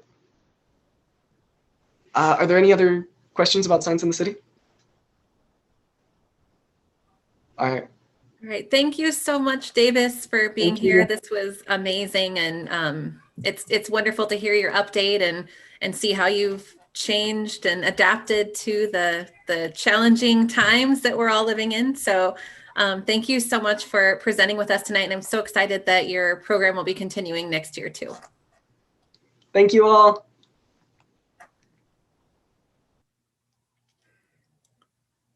All right, we will move on to our discussion items. And our first discussion item is our board committee update. We have the equity committee met. Director Bankin, I don't know if you want to give an update or if we kind of covered it. No, actually, there's some more I'd like to add. So we did meet. I did send an update, kind of just letting the board know that this issue would be coming, and really what we need is some direction. And part of what I think is helpful is, I think for Superintendent Reisner, as Director Colton asked, to kind of clarify what the role of the board is here, because I'm feeling kind of at a loss, because I feel like what we've done as a board is said we were going to use data-driven, evidence-based practices, and that we will follow the data no matter what it said, right? And so when the board is, I think we're going to have this come back maybe at the next board meeting. And so what I wanted to do was just kind of bring some things to your attention and let you know some documents that I'm going to be sending you to support this conversation. So I'm thinking back to when we had the opportunity to have the critical consciousness training. And I know not everybody on this particular board has had the opportunity to have that training, but I remember us being specifically warned about data quicksand. And that was the idea about collecting data. You know, you can't just keep collecting data. You have to actually use the data you're collecting. And so part of what I wanted to just point out is that the data that was collected by Aaron this particular time around is really consistent with the literature review that we did that covered national studies that covered 3 decades of all different kinds of schools in all different kinds of settings. And so what we have is actually consistent. It's also consistent with the preliminary data that we recorded, that we received from the Ames police when we first started this conversation. Also consistent with the equity report, all of the equity audits. And there's also an Ames Tribune article that was published on March 11th that I don't know if you've had the opportunity to read. I'm going to send that to you as well, just to make sure that you have that information. There was a reporter from the Tribune who's been following this and very interested, and what she did was a records request to the Ames Police Department and looked at their own data from 2018, to now. That would give us, I think, kind of more context. And so from my perspective as the chair, certainly I want the board to have the information that they feel like they need. And so if having this chart or that chart is super helpful, I want you to have that. But from my perspective as chair of the equity committee, I don't necessarily know if more data is going to help the equity committee move forward, because if you're, regardless of whether or not you're using the administrative data or the SRO data, they show the exact same thing. I get the discrepancy in the number. I have no idea why the numbers are discrepant. That's a whole different issue if you ask me. That's somebody else's committee. But from the equity committee perspective, what I just want to draw your attention to is when you go back and review the data, you will see the same disparities in the same groups across both data sets. You will see disparate contacts among Black students, free and reduced lunch students, English language learners, and homeless students in both sets of data. And so that's really what I want to draw your attention to, and hope we have the opportunity to discuss that more when we meet next time. Thanks. And so we're not going to schedule another equity committee until we get guidance from the board. Thanks, Director Bankin. Facilities committee update. Yeah, the facilities committee, as often is the case, there's a number of things later on as far as approvals for Ames High School, things like that. One thing to bring your attention to, there's a short discussion about the use of facilities, because there's an administrative rule effectively that staff uses as far as when facilities are being used. Thus far, facilities hadn't been able to be used. There was a discussion about when that might start. And Superintendent Reisner, I'm just looking at the notes here, brought up that right now the current process is that until Dr. Arnold assesses that facilities could be used in open to external organizations, that we'll be continuing to not have that. And then there was a little bit of a discussion where staff had gotten a request about baccalaureate, which would be on towards the end of the year, and staff's recommendation was that that is also an external organization. So there might be some feedback you hear from the community about that, but really facility use would still be governed by just waiting until we think everything's safe and until Dr. Arnold says that she thinks it'd be a good time to start thinking about that. Thank you, Director Beerbaum. Policy Committee did meet, and we have the policies that we discussed are under our discussion items down the road here. So we will just skip over Policy Committee for now, and Teaching and Learning. The Teaching and Learning Committee met on March 10th. Our next meeting is April 14th at 3 p.m. and it will be meeting virtually. We had a couple of things on the agenda. We had about 3 things on the agenda and we covered 2. One of them was the new IO assessment, the ISASP, and the window of assessments. There's 2 dates, 2 windows from April 12th to April 30th is the group, the students that are on site, and the students that are remotely. The window of assessment is May 17th through the 28th.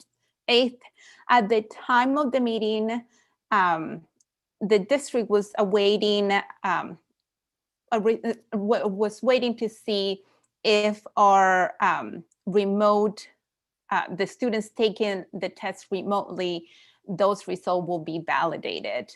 And that, and at that time we didn't know. So that that we thought that was interesting to point out, that they might only, unless it changes, they might only consider those that take the test on site. So I thought that was interesting. And our second discussion was about remote campus. And I don't need to cover that because that is coming later on our meeting. Thank you. All right. And do we have any public comments related to our board committee updates? Looks like we have Angela Shaw, and you have been given permission to speak. Hi, this is directed towards the Equity and the Teaching and Learning Committee. My name is Angela Shaw. I live at 5411 Tennessee Street, and today I'm speaking on behalf of the Ames Youth and School Action Team, or ASAT. We're a group of concerned citizens who look at racial and ethnic disparities across the Ames School District. Based on what I saw in your records, as well as listening to the work session, there is discrepancies between what the schools are reporting and what the SROs are reporting. This demonstrates a breakdown in how the district is capturing and monitoring disciplinary data. The SRO logs clearly show that there is an over-policing of Black students, students of free and reduced lunch, and our homeless students. This is just what the literature predicted. 39% of the interactions of SROs were for school discipline and safety, something that was clearly warned against within literature. There was 46 interactions within the elementary buildings. This was warned against with the literature and said that SROs have no place in the elementary buildings. 70% of the interactions were with free and reduced lunch, while they only represent 30% of the population. 46% of the interactions were with Black students, even though they only represent 9%.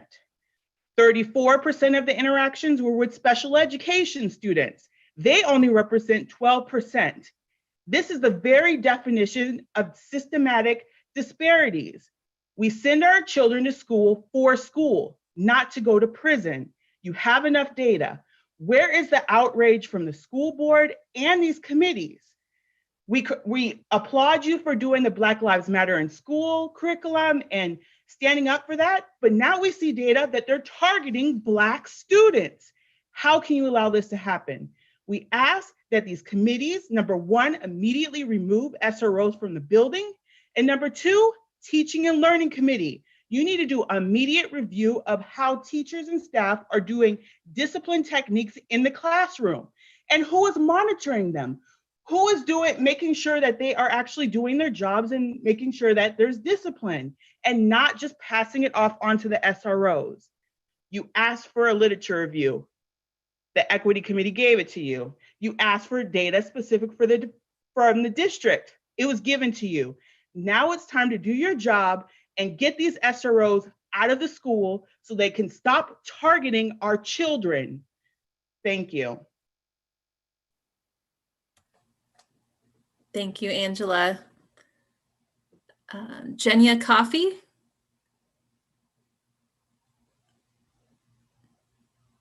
Hang on. There we go. You've been given permission to speak. Okay, thank you. My name is Jenya Coffey. I live at 4257 Eisenhower Lane in Ames. I'm a teacher at Ames Middle School. Tonight I'm speaking on behalf of the Anti-Racism Collaborative of Ames, or ARC. ARC of Ames is a group of anti-racist educators in the Ames community. We are individually and collectively committed to dismantling racist and inequitable practices in the educational system. We vow to seek out, speak out, and act out against inequitable policy and practice in the Ames educational community. After listening to tonight's work session concerning the use of SROs in our schools, we wish to share our grave concerns. First, we would like to address the discrepancy between the schools' reporting of how often and in what manner the SROs are being utilized in the schools and the numbers reported by the SROs themselves for the month of February. Even allowing for some differentiation in how contacts are counted or labeled, the difference between the school's reporting of 9 versus 252 documented by the SROs themselves shows an alarming disconnect. And the fact that school administrators believe they are using them primarily for mentoring purposes, while the SROs feel the majority of their contacts fall under the category of maintaining school discipline and safety, echoes the same disconnect. Our second concern holds true for both sets of data. Whether we use the school numbers or the numbers from the SROs themselves, we see that Black students account for close to 45% of all interactions, despite making up only 9% of the student population in our schools. However you look at the data, it is clear that our Black students continue to be over-policed. This is categorically unacceptable and is a clear indication of the systemic disparities present when SROs are used in the schools. These same disparities are clearly present in our district disciplinary procedures as a whole. We have spoken up in the past to applaud the district for their critical consciousness work, increased efforts to hire and retain a more racially diverse staff, and introduction of curricular resources to support Black History Month and the Black Lives Matter at School Week of Action. That work means nothing if you continue to allow this over-policing of Black students to continue unchecked. This has been going on for years, and while the data presented tonight is recent, the problem is not. This very concern has been brought up by ARC, ASAT, and the Equity Committee multiple times. The recent literature review of SROs in schools makes clear that continuing to have SROs in our schools means continuing to harm our most vulnerable students. It affects their academic performance, causes school pushout, and supports the school to prison pipeline. We ask you to join us in our outrage and demand actions to address these gross disparities. The board needs to demand immediate action to ensure that all students are safe in our schools. We want you to demand, number one, an immediately removal of SROs from our buildings. Number two, an immediate review by the Teaching and Learning Committee of building and teacher or staff discipline practices and clear and transparent identification of who is responsible for implementing and monitoring them. An investment in restorative practices, equity dedicated licensed facilitators and counselors, and consistent and frequent evaluation of disciplinary practices by both teachers, other staff members, and administration. Thank you. Thank you, Jenya. Are there any other comments from the public on our board committee updates? Okay, seeing none, we will move on to our next discussion item, which is our 2021-22 proposed budget. Chris Densland. And I think Eric was going to actually share the slides as opposed to the PDF, so it might be a little easier to read. Is that not true, Eric?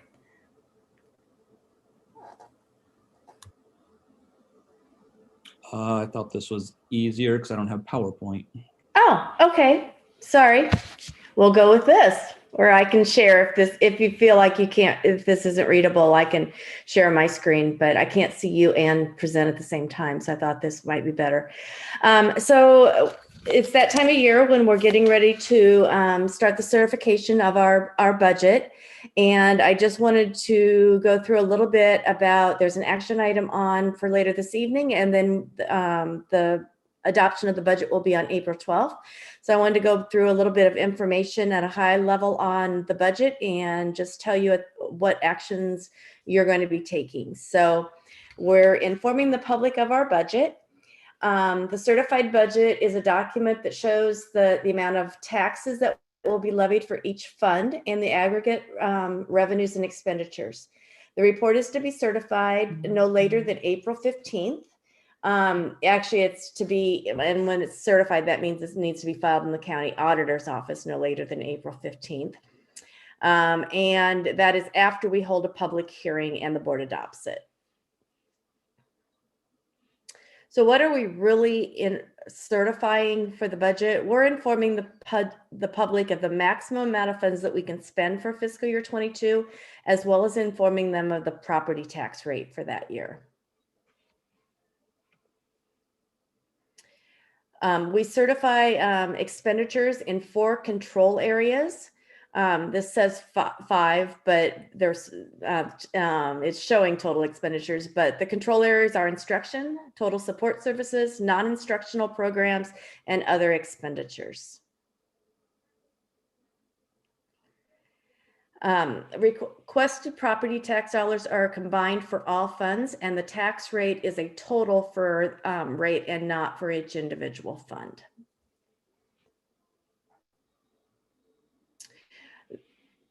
When we publish the budget, when we adopt the budget, we show information for 3 fiscal years. We will show the actual revenues and expenditures for fiscal year 20 for all funds. We'll show them what we expect to spend for fiscal year 21, as well as the budgeted revenues and expenditures for fiscal year 22. So what are some of the key variables within our budget? So certified enrollment is the first key variable, and we've talked about that quite a bit since the fall enrollment, because we did lose students this year. So our certified enrollment went down 126, but as you recall, we also lost open enrolled in students, as well as had more students open enrolled out, which aggravated the loss of revenue to the school district. They did set supplemental state aid at 2.4%.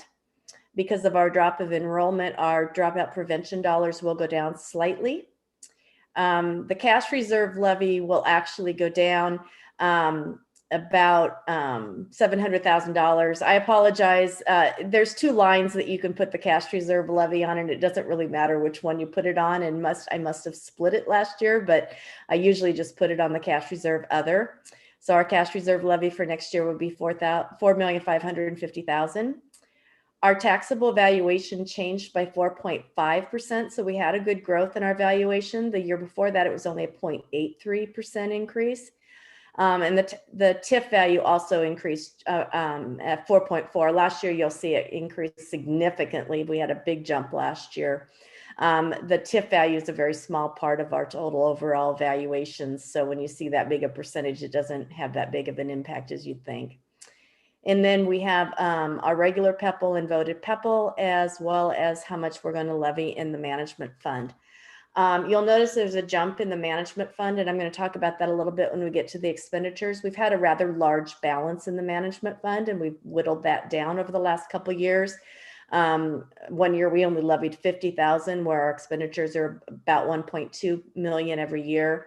So we were for next year levying basically a year's expenditures, which is where we want to be. So we're down to a good cash flow balance. So this will show you a comparison for each fund. It was kind of interesting looking at this because there was a lot of variables this year. I do want to explain a little bit about the general fund. We've talked before that because of the loss of students and because of the loss of open enrollment, we're actually having to make cuts, which Superintendent Reisner will be presenting information on that next week. And we needed to make cuts of about $1.2 million, $1.3 million. And you'll look and see that the general fund expenditures are actually growing by $1 million. Well, you got to keep in mind, we lost revenue, but our expenses were going up because salaries and benefits would go up. We have other expenses that rise. So the cuts we were making were to get us back down after our expenses went up. Then on top of it, then we have ESSER 2 monies that I'm assuming that we're going to spend all of those within fiscal year 22. So that accounts for the majority of that increase. And this was all put together, and I still don't have any information on what ESSER 3 is and how much of that we might spend in fiscal year 22. We may have to amend the budget mid-year to adjust for any ESSER 3 monies, but this is what we have data on at this point. The activity fund, fiscal year 20 and fiscal year 21 were not normal years for student activities. That is primarily our sports programs, but it's also our clubs.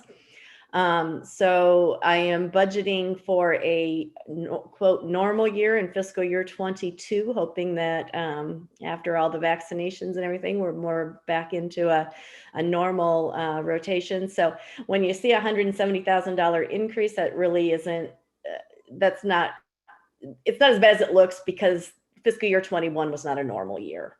400,000 is about what we spend, a little bit over that in a normal year. There you'll see our management fund. We spend about 1.2 million, but we haven't been levying that to whittle that fund balance down. I will point out on this graph that forecast 5 combines the sales tax fund and the capital projects funds together. So that's our sales tax and GO bonds. You'll notice that we spent 76.4 million. That's because of the high school, obviously, in fiscal year 21. And we're winding that down in fiscal year 22 with a small portion of it left to be paid in fiscal year 23 for the demo of the old building and so forth. The physical plant and equipment levy, we had the technology refresh in fiscal year 21, which we will not have in fiscal year 22. We also had some other projects that capital projects that were approved for fiscal year 21. And I think with the high school and the Mitchell addition and other things that are going on, we're kind of putting a hold on some of those larger other projects just from a time management standpoint. The debt service fund, it looks like there is a huge decrease in expenditures there, but the 18 million within fiscal year 21 was because of the refunding of the revenue bonds. If you remember, we took some of our older bonds and refunded those to get them at a lower rate. And when you do that, it becomes a revenue and an expenditure in that year in the debt service fund. So we issued $9 million of bonds and we paid off $9 million of bonds. So that inflates that number in fiscal year 21. And I'm bringing food service back up to normal too. We're down a little bit in fiscal year 21, but we're also within our revenues within food service. So we're in good shape there.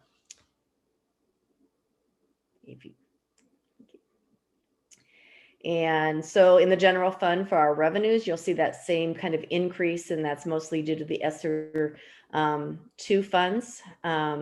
Same explanation for the activity fund, getting that back to normal. Here's where you kind of see those management revenues. Last year, we only had 646,000, and we had done that for 3 or 4 years to get that fund balance down. And then we're getting those revenues back up to a normal year's expenditures. Same explanation on sales tax and GO bonds. We did all that debt financing this year. We issued the $61 million of GO bonds, as well as the $10 million of revenue bonds. We won't have that again. And so the revenues go back to basically the sales tax revenues for a year. PEPL is pretty much the same. That's just due to the growth in valuation. Debt service is the same explanation. We won't be refunding bonds, so we'll be back to our normal property taxes and transfer of sales tax over to service bonds. And again, trying to get the food service fund back to a normal year. This will show you the tax rate for the last few years. The board has made it a priority that we stay at $14.34. We've been able to do that while managing our debt service levy and to be able to fund the $110 million of GO bonds within that. So I will mention that there probably will be a time in the next couple of years, probably 5 years out, that rate will start coming down. The next couple of years, we have some larger GO bond payments, but after that, we'll be to the point where we probably can't call or pre-fund our bonds. And so that rate will at some point be coming down unless there's another debt service levy or GO issue, I mean. So here is our general fund tax makeup. And the largest part of our property taxes does come from the uniform levy. That's the $5.40 that every school district levies first. The additional levy without the dropout prevention and budget guarantee would be the next largest. The thing that's different on this year is that we are under budget guarantee. So we are levying $482,000 of property taxes to keep us at that 101% of prior year regular program revenues. Dropout prevention, as I mentioned, went down just slightly, and our cash reserve levy went down $695,000. I do want to point out on the instructional support levy that it looks like the property taxes are going up significantly there for that instructional support levy. If you recall, we fund our instructional support levy with both property taxes and income surtax. The income surtax rate in Ames has been 4% for as long as I've been here. And the way that works is that of individual personal income, the district collects a 4% surtax to help fund our instructional support levy. And those income taxes paid went down significantly between last year and this year. The year before it was 58.1 million of personal income, and this year it's 54 million. And so 4% against a much lower income tax paid amount generates less than the income surtax, and means that has to be made up in property taxes, but generates the same amount of money for the program.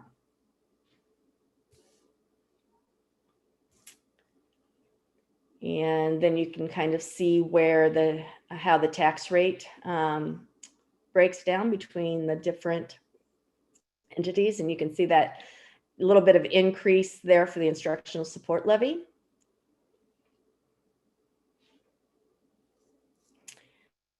I am not going to try to make you read this, but that's what the actual publication form will look like in the paper. And so what are we certifying? Again, we are certifying total revenues for the fiscal year 22. We are showing them what we expect to receive in fiscal year 21 as well as what we actually received in fiscal year 20.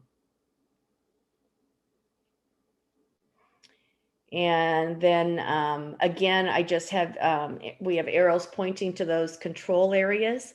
So the way that the budget law works is that those 4 areas are the control areas and the maximum we can spend for fiscal year 22.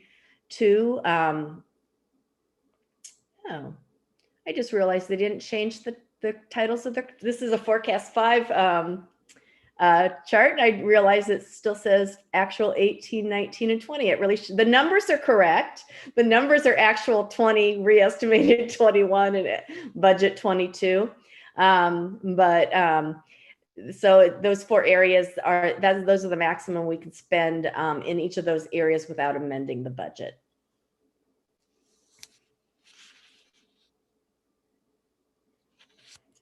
And here they've got the numbers right. So they're just so you don't have to read the fine print on that prior page, shows you the amounts for those 4 control areas.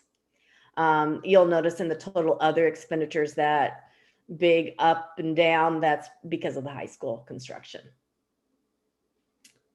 And I think there's one more page. So the budget does need to be published 10 to 20 days, or not less than 10 or more than 20 days prior to the official board hearing on the budget, which will be April 12th. We will need to adopt and file that budget with the county auditor no later than April 15th, as well as filing it with the Department of Management. We've already done our budget guarantee resolution and sent that off to the Department of Management. And then if we need a budget amendment for fiscal year 21, we need to have that completed by May 31st. And I'd be happy to answer any questions. I just saw that the school districts in Iowa are going to get a whole bunch more stimulus money.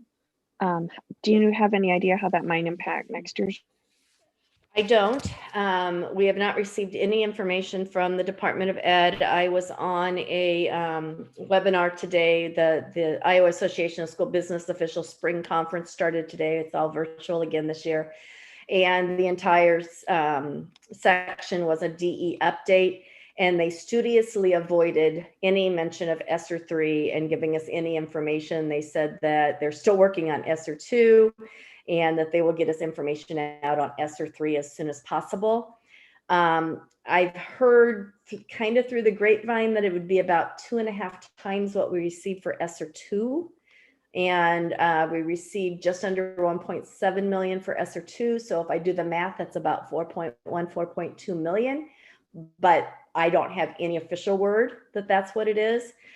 I've also heard through the grapevine that there might be a large carve out for special ed, but I haven't seen anything official on that.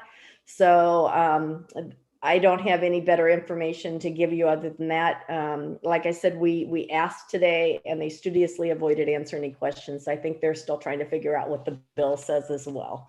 And Director Perez, just as a follow-up on that, the UEN Superintendent's Group has been working on potential plans and sharing of ideas around the usage and how districts might be able to really capitalize on using that money to really dig down and impact students in the classroom. And so we are meeting, I think we have another meeting tomorrow morning, and things like remote campus, just throwing out some ideas of, I don't want to get into details, but that type of thing that that districts are using that money for to support that as we move forward. So our district will be looking at all of those things as well and partnering with other districts to come up with really comprehensive plans. And as those ideas come up, we're costing them and putting them onto, or I am onto a spreadsheet to kind of see where we are on budget on that. And we'll be presenting that in the future. Thank you. We do have until June 30th of 23 to spend the ESSER 2 funds. I have not heard how long we might have to spend the ESSER 3 funds. So that will affect plans as well.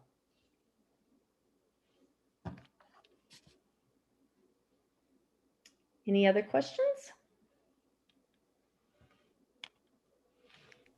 Thank you for your time. Thank you, Chris. Okay, we will now take any public comments on the 2021-2022 proposed budget.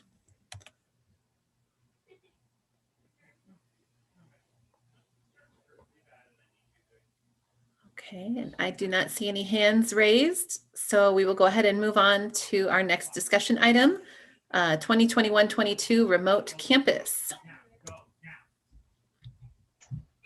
Hello, everybody. Thank you for the opportunity. Speaking of remote campus. Yeah. Thanks for the opportunity to give an update on where we are currently with the remote campus. It's really in a draft form. And Eric, if you could open that first document there, should be a PowerPoint.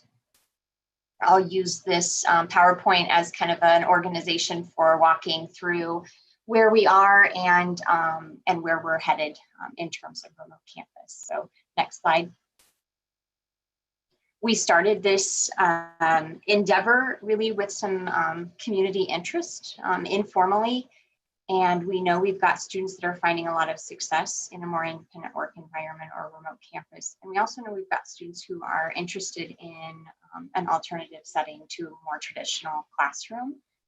And so that prompted the survey that we shared last board meeting with you, sending that out to the community. And just a reminder, we did have 126 families sharing interest for sure in remote campus for next year, and another 345 that may be interested. So that's quite a range.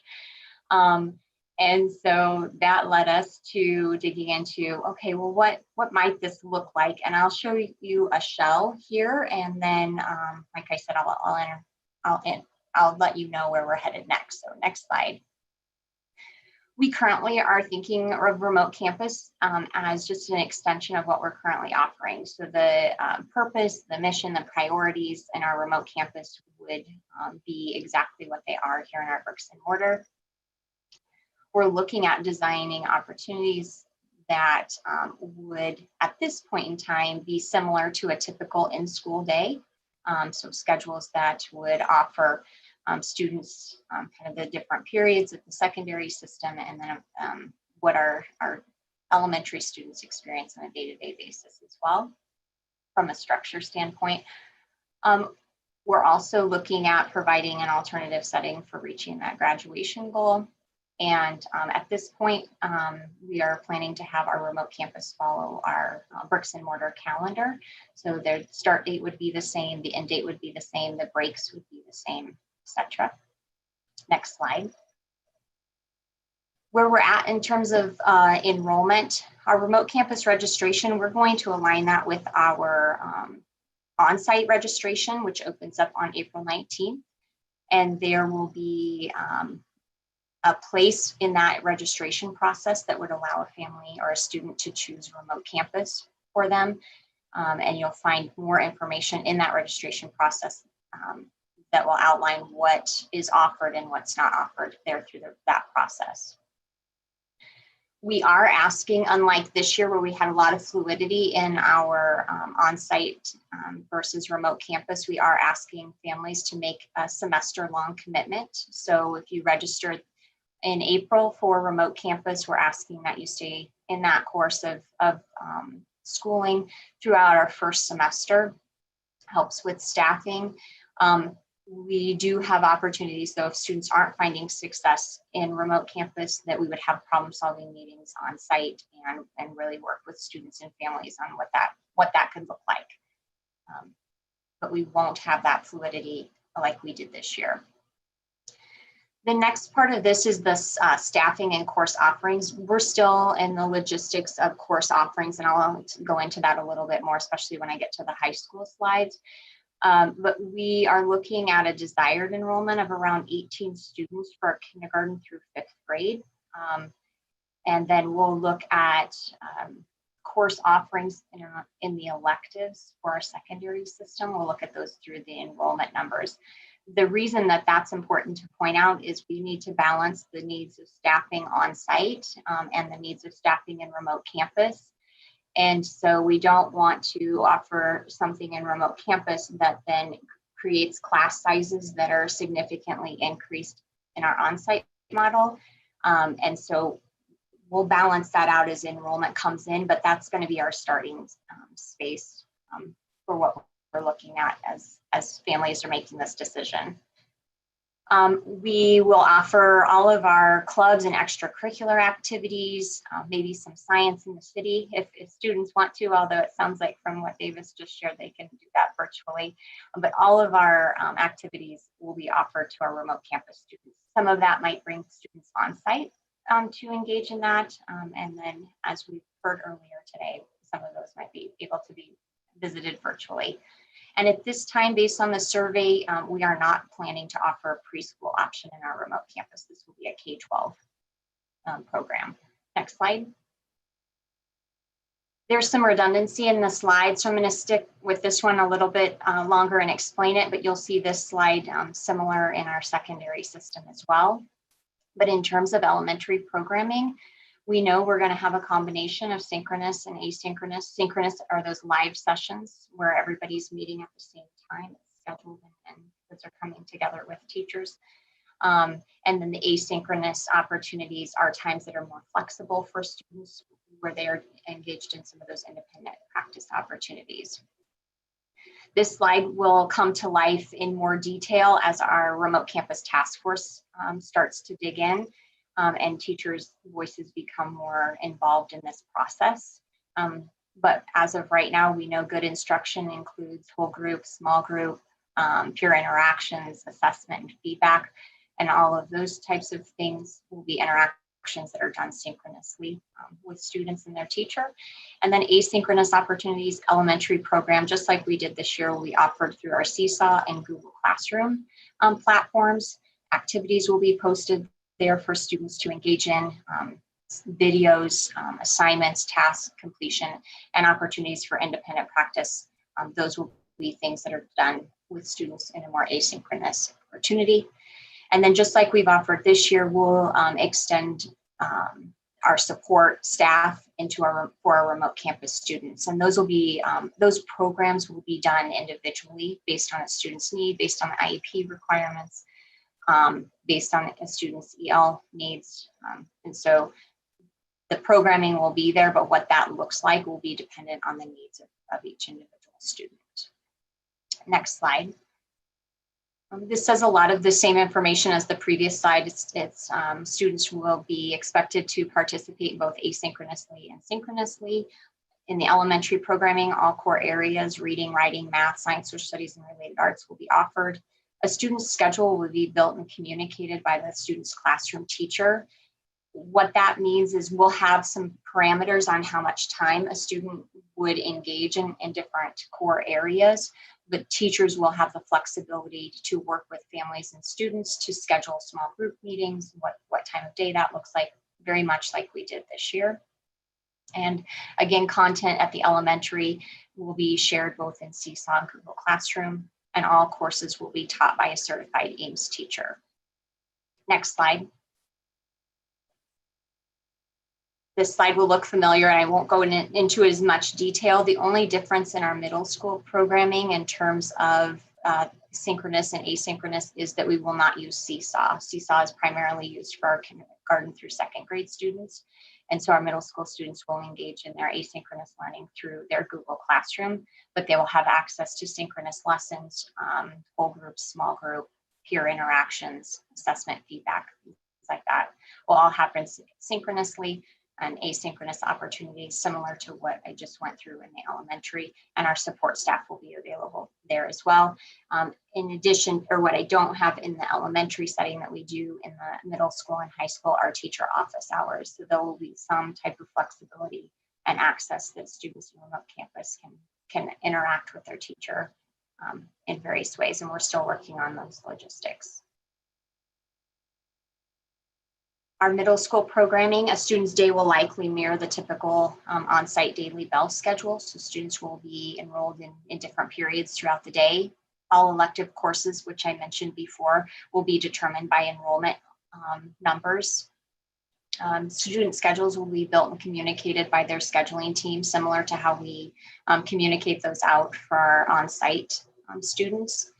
Course offerings will likely be taught by a combination of Google Classroom, and we may pull in some Edgenuity course offerings at the middle school as well. We're still working out the logistics, and that'll be known by the time a student registers for this.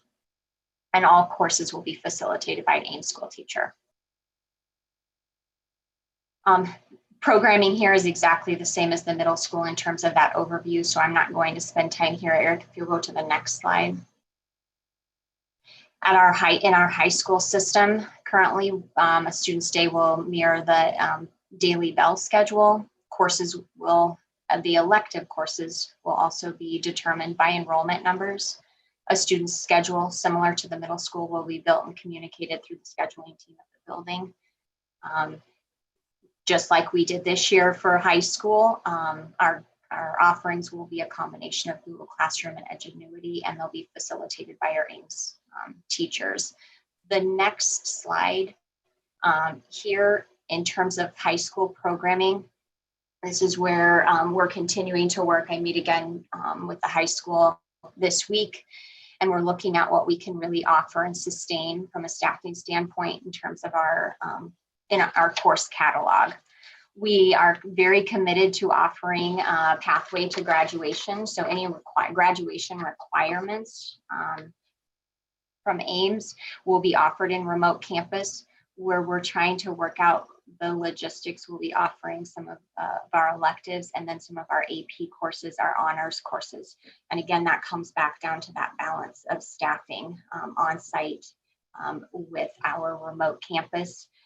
And making sure that we have a diet for our teachers that is reasonable, and they can offer really high quality instruction in both models if they're teaching both of those models, and how much we're stretching that we know from feedback this year we stretched pretty far.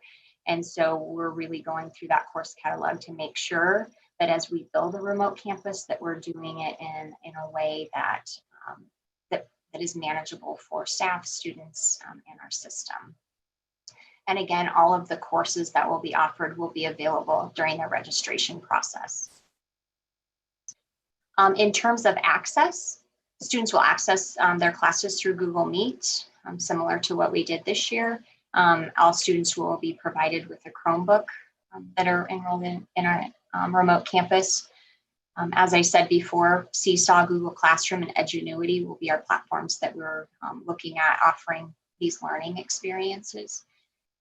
And students will be provided lessons to help them access and thrive in the online platform. I think what we did kind of on the fly this year as we were learning ourselves on how to help students engage in that.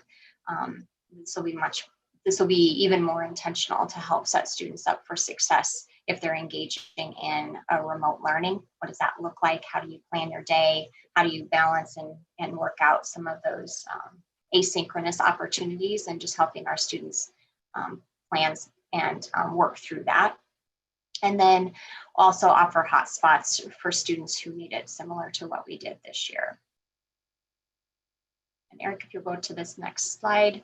Our next steps, as you can see, it's kind of a basic overview that I gave, or a basic update that I gave tonight. Our next steps will really be finalizing our course offerings, especially in our secondary system.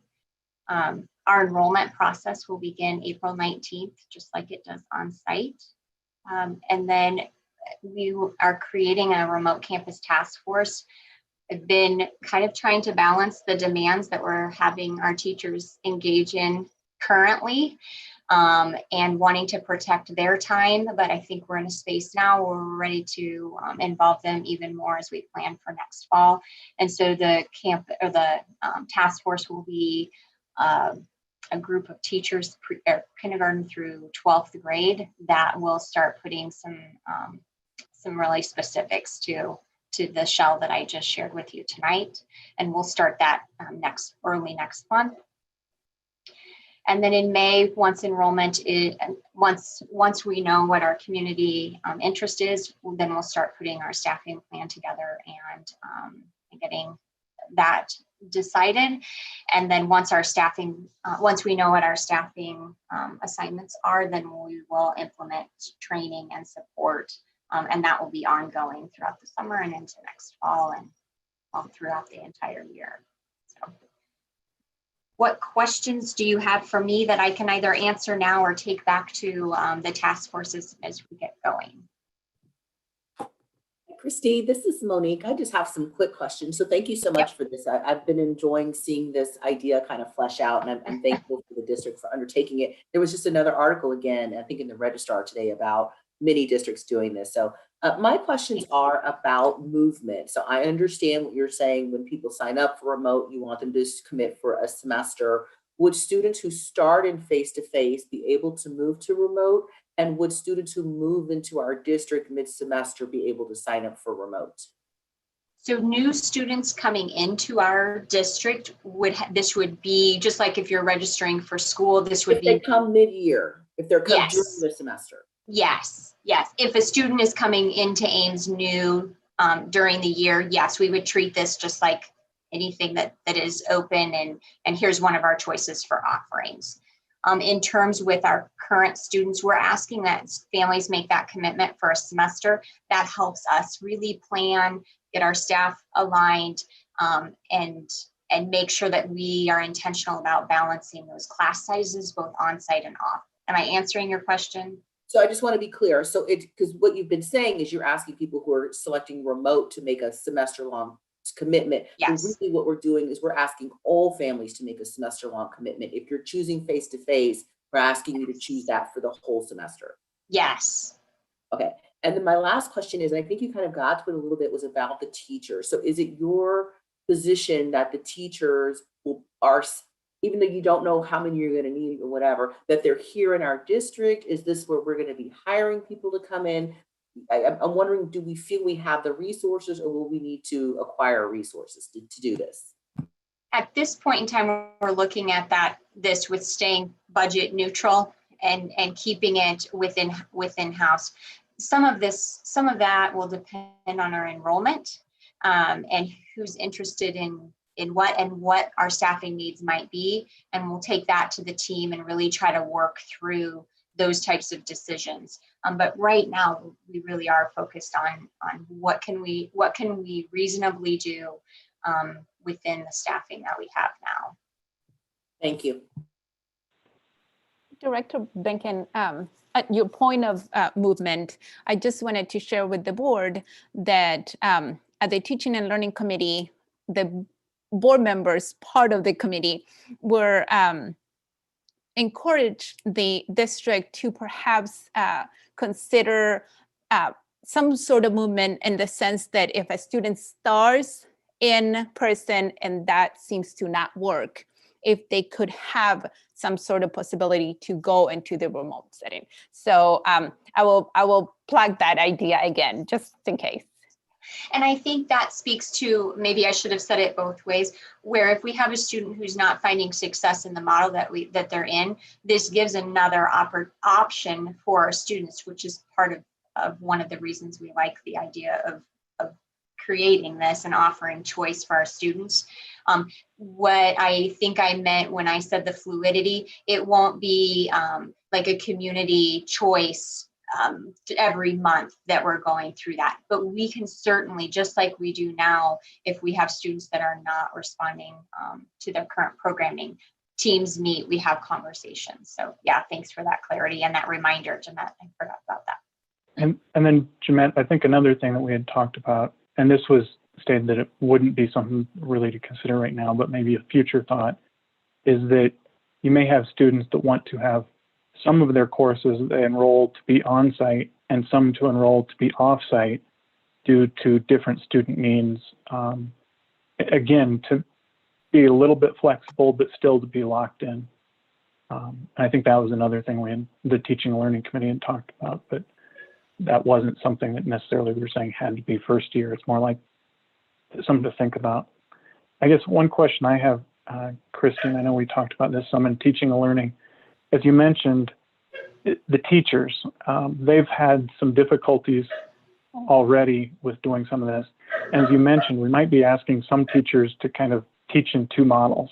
Like the one I've lived through is watching teachers try to teach math remotely.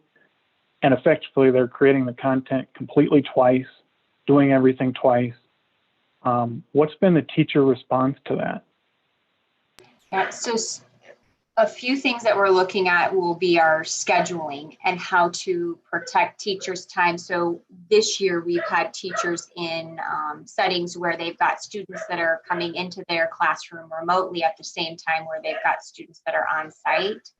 And we've gotten quite a bit of feedback that maybe that isn't the most effective way to do that for all of our classes or depending on the class size. But without getting into specifics, those will be the types of conversations that the task force and I work through. What's doable, what's realistic, what's good for kids, what's manageable for our staff. And then from there, we'll continue to build the campus. I guess one thing we did say in Teaching and Learning, I said it, so I'm going to repeat it, but you've heard it. I'm guessing most board members would say that we want to make sure to take care of our teachers. So anything we can do, like you said there, to be creative and take that into account. This is not meant to be something where we're adding load to teachers. This is meant to be something where we're taking them into account because they're our front line. They're the people we need to support. And I don't think I'm speaking out of turn to say we would do that.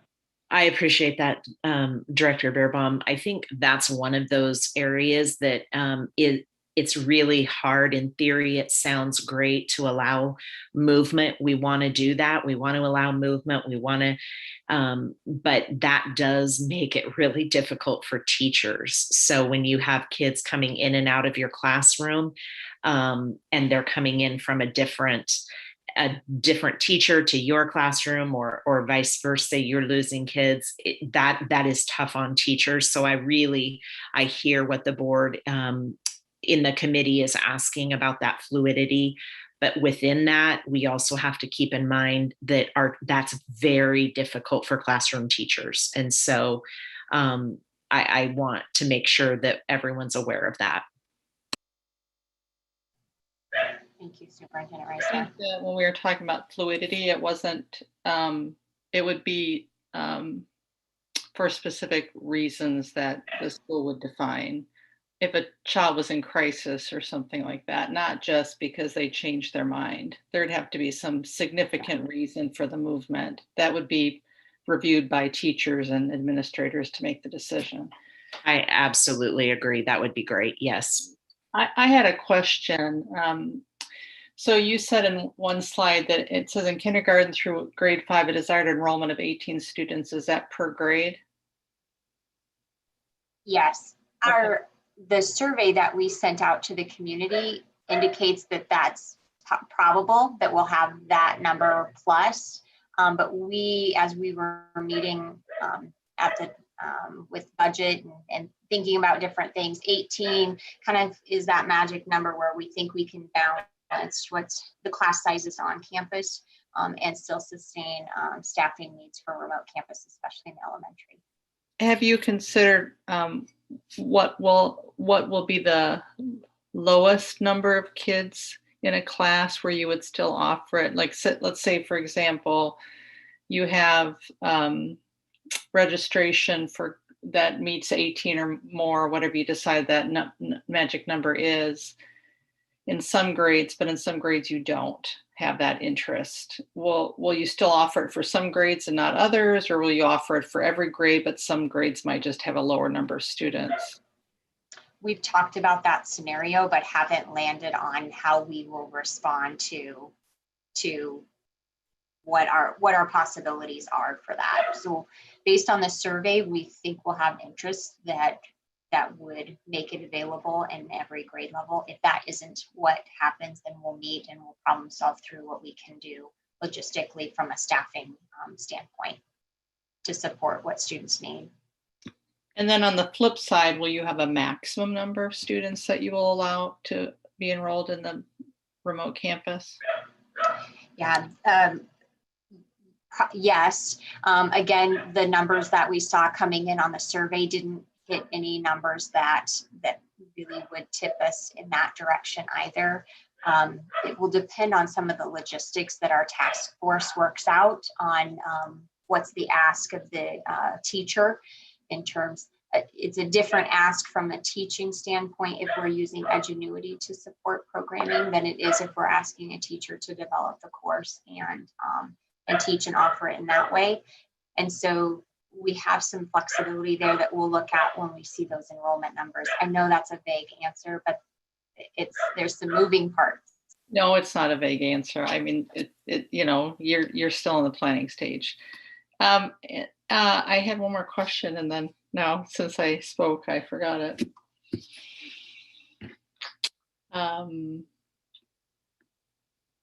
It's gone. Sorry. It'll come to you. Just wait a bit. 3 o'clock this morning. Yeah. Any other questions? I have a couple questions, and thank you for the information, Christy, and for helping us understand it. What do you think is, based on your lessons this year from our experience, what do you think it's going to take to implement the remote campus well? Yeah, I'm excited to continue to get feedback. I think the task force is really going to help define what that is. I've had informal conversations with our remote campus teachers. We've had some more formal conversations and we've done some surveys. So I have some ideas on where I think we need to go from an instructional standpoint, support-wise. But I'm really anxious to hear from our task force what they feel like. What did we do really, really well? And we want to continue that within our programming. And what did we not have in place that with the gift of some time and prep that we'll want to put into place.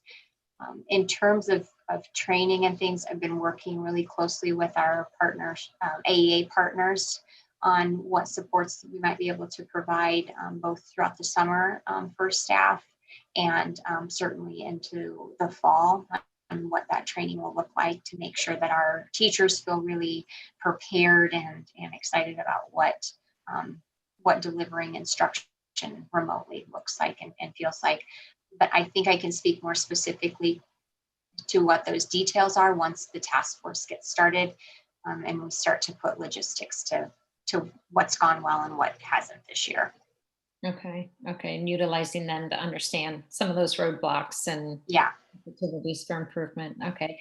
I appreciate you mentioning the point about the training for teachers. I was thinking through, our teachers have done a fantastic job being thrown into it this year, right? But now intentionally selecting it as a district, then what do you do to properly prepare them? So will teachers serve in one model, or will they serve in multiple models? How does that, or can you even answer when you say models, do you mean on-site and remote? Yeah. In our secondary system, it's very likely that our teachers will be serving and supporting both of those learning models. In order to staff an entire high school campus or remote campus would be an endeavor in and of itself. I'll say that. And then as we get into more of the logistics, I can certainly bring more clarity to where the task force is recommending. How do we balance that better than maybe what we did this year? And some of that will be in our course offerings. It's unlikely that our course offerings at the high school will be as vast as what they were this year. We will likely start in a smaller arena and really build the capacity for teaching remotely and then expanding it from there. We're still working on that now. Okay. Yeah, kind of that philosophy of we can expand it much easier than we can downsize it after we get going. So that's kind of how that secondary model really is going to look. But I want to give you, Christy, the permission to say I don't know yet, because those are some of those things that task force those are things they're going to really solidify. We need the teacher's voice in that. Sitting in the district office, doesn't give us that lens, and we need the teacher's voice and how that's going to look. And so some of that's hard without the enrollment numbers and how master scheduling works. I know you all understand a lot of master scheduling now after this year. So, those are things that I don't want us to commit right now or send panic, because we really need the teacher's voice in that, and we need their expertise in helping us walk through that. I appreciate that, Superintendent Reisner. Thank you for mentioning that, because they've lived it all year, right? So let's learn from those experiences, all of those positive and not so positive experiences, and helping to guide the district or provide some guidance for some of those things. So would it be fair to say that in terms of, as I listen to the enrollment numbers, helping families understand that while these discussions are going on, this is all dependent on enrollment. So if we have, I know you did the survey, but if we only have 10 kids in kindergarten and 10 kids in second grade that want it, it can't be provided, because there does need to be a minimum in order for it to be financially and all of the other resources sustainable. Is that a fair statement? Okay, I see shaking heads. Absolutely fair. Yes. We would not be able to do remote campus for that scenario you just gave. Yeah. Okay, and your numbers then at the secondary, so it's maybe a little easier at the elementary than it is at the secondary level to quantify that because of the course offerings. Is that a fair statement? Yep, it sure is. Okay.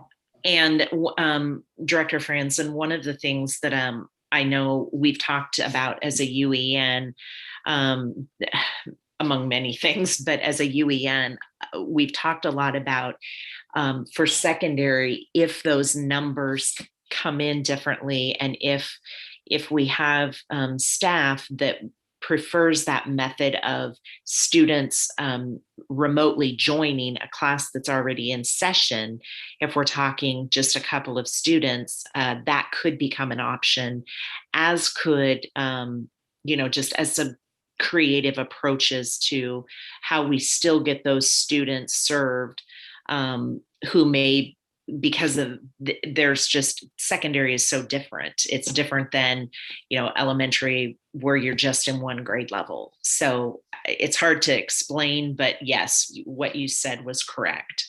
Well, and it makes sense. I mean, it's far more specialized, I would say, at the secondary level. So if you have, I don't know, underwater basket weaving, I know that's not a class. Right, If right. you have a class and you only have one teacher that can teach it, is there an Right. expectation that that teacher has to meet the needs of both in-person and remote students? And what I'm hearing is, because that is an elective in our course catalog, it would not have to be, you wouldn't necessarily provide it in a remote setting.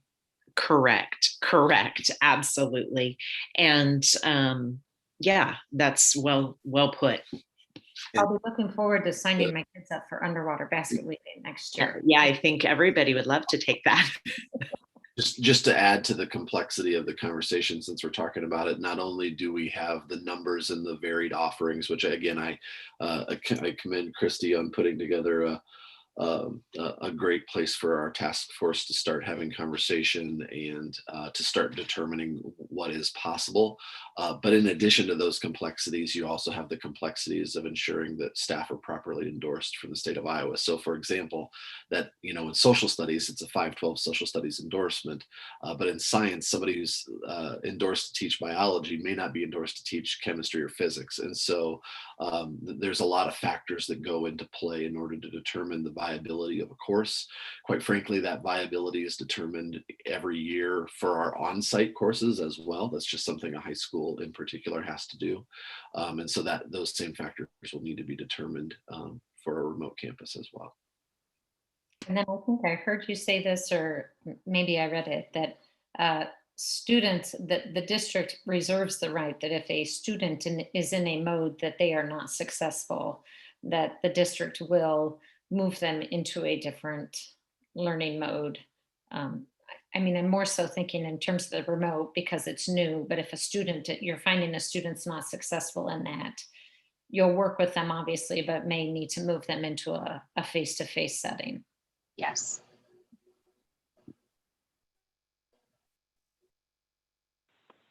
And to reiterate something that came up in some of the discussion here, you are confident this can be done in a budget neutral way? That's the realm that we're working through here. Superintendent Reisner, do you want to add anything to that? I sure do, yeah.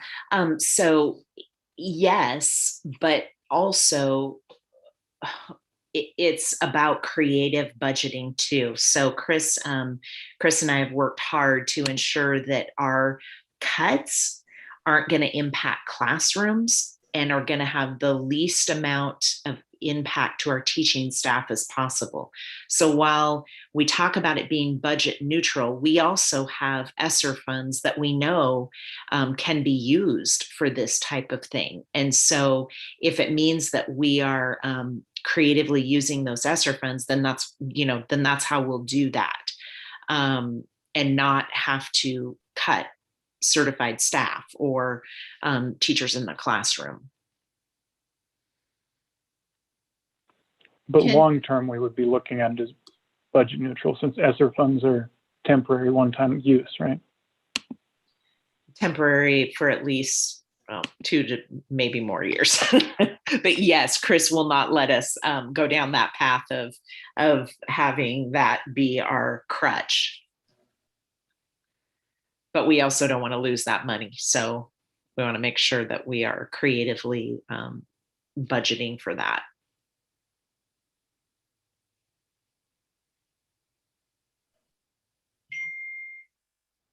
Can you, I turned my video off instead of unmuting. Could you Can you use those funds for any technology needs that might be identified? Or have you identified any technology needs this year using remote that maybe teachers need to enhance their teaching? Yeah, I mean, I think those are acceptable uses of those funds if we're it's just there's a lot to how this works, and we haven't identified all of those areas yet. I mean, we're still waiting on whether or not we get the next round and what that's going to look like. So we're mostly planning on this second round right now of how we're going to be utilizing that. And in terms of technology uses, we've talked about what we want to pay for out of PEPL versus what we might want to pay for out of ESSER. And so, Chris, I don't know if you want to add to that discussion that we had. Yes, Yeah. because we've talked about, so let's take, for instance, the hotspots. This year, we're paying for them out of GEARF funds, which is the governor's educational emergency relief funds. But those were her discretionary funds that she allocated to school districts specifically for technology and connectivity. So we're paying for the hotspots, but those can also be paid out of PEPL. So that there are things that we can use the ESSER funds that can't be paid for out of PEPL. So we need to maximize those two. If we're paying for technology with ESSER funds at the sacrifice of something else, then let's pay for those with funds that we can use for technology. There are going to be some limits. So for instance, anything that is like a piece of equipment that is 5,000 or more, we have to have prior approval from the Department of Education on before we can use federal funds. And that's any federal funds, that's title, that's ESSER, or so forth. So I also want to keep that in mind, because when you pay for certain things with federal funds, those things have to stay with those federal programs. So we've got to keep that in mind as well. So again, if it's a piece of equipment or technology that's 5,000 or more, I'd recommend sales tax or PEPL for that. Another thing to keep in mind, and we're not going to do this just because of the age of our buildings and our HVAC systems being up to date, is that whenever you use federal funds for any kind of facilities project, if it's more than, I think, $2,500, Davis-Bacon comes into play, and you have to have prevailing wages and all of the other requirements to go along with Davis-Bacon. So again, you might want to use your capital projects funds that you have for those, and use the ESSER funds for the general fund things you can't use those capital funds for. So those are all things that we're trying to balance. So my easy way of saying is that we're going to look at what we can use here and what goes to here the best that we can. I know I got a little more in depth on that, but I wanted you to understand there's strings attached when you're using federal funds. Any other questions on the remote campus? I just have one more question that I was thinking about. When Christy, you had mentioned, I think it was one of the first slides, that it was students were finding success in independent work, and I can't remember, there was another one, but I was just real curious. Do you believe this is intended to serve students in a way that we haven't been able to serve them in the face-to-face, and has it come from the experience of having the remote campus this year, our pandemic? Or I'm just curious on if you think that this is what's driving that for some of our students and families. Sorry, I think I'm not sure I understand the question. I'm just curious, who is the remote campus intended to serve? Is it, what would be, and maybe that's not a tight answer, maybe it's a loose answer. I don't think, if it's okay for me to step in on this one. I didn't mean to, sorry, because she gave the presentation, I was. No, I know, no worries. I think that this is intended to serve any student who wants this opportunity, any student that or any family that believes this is the best educational method for their child. The parents are the experts and of their child, and they know the best situation for their child. As a district, we really want to make sure that we're giving every opportunity that we possibly can for kids to experience success. And what districts have learned through this pandemic is that there are some students that this is the way they experience success. So this is meant to be for any student who this is the situation that they are most successful in. And that can look different from family to family or kid to kid, but it's really about that individualized approach to serving our kids. Okay, thank you. I appreciate, because you talked about it. I wondered if it was primarily driven from the pandemic. Was this something that was a thought process prior to the pandemic? So I appreciate that answer. Yeah, I would say it wasn't a thought process prior to the pandemic. It's one of those outcomes of the pandemic that we want to make sure we capture, because we did see some students who really were successful and families who felt really good about this way of instruction. So, yeah, great question.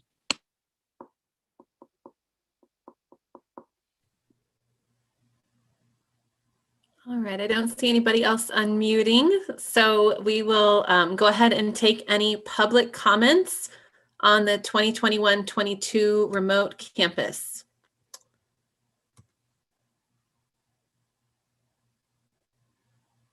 And I do not see any hands raised, so we will move on to our policies for discussion. And Superintendent Reisner, is Kristen Johnson going to cover? She, I believe, is able to call in. I'm looking really quickly at our little whatever thing, and I don't see her.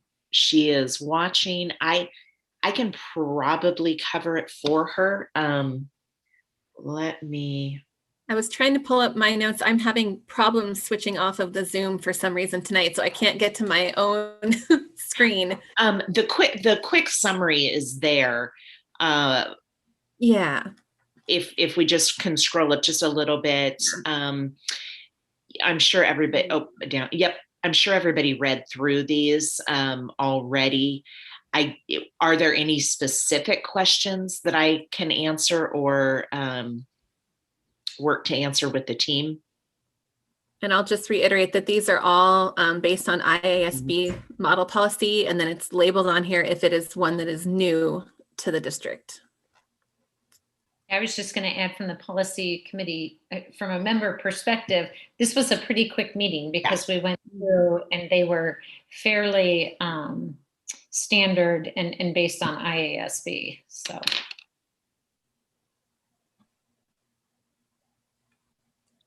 Any questions from the board?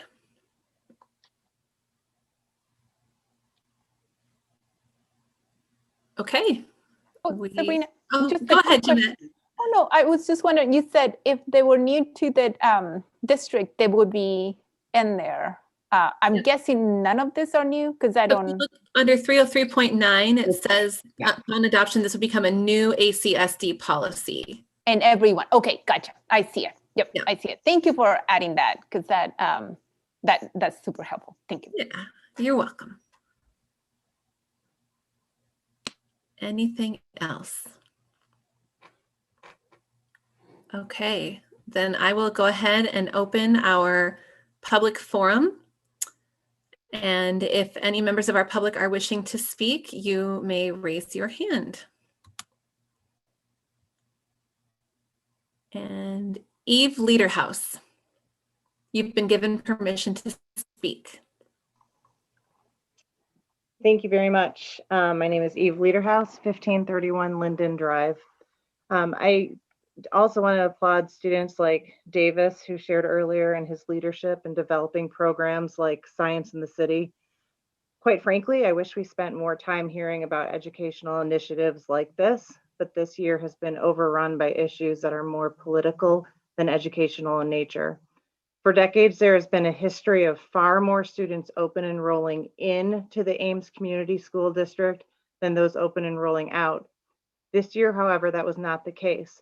Approximately 65% of the budget deficit we're facing as a school district can be tied directly to the huge amount of students who open enrolled out of the district and the great number of those who did not choose to open enroll into the Ames district as they have in the past. If you survey those families, I believe you'll find those numbers are due to decisions this board made to not allow students to return to in-person school, even while the majority of the families requested in-person learning.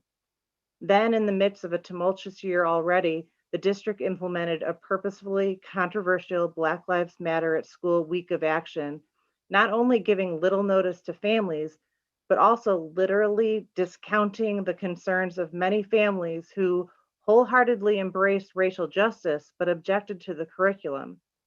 The week of action prompted a spike in calls to real estate agencies in Ames from families looking to move out of the Ames Community School District.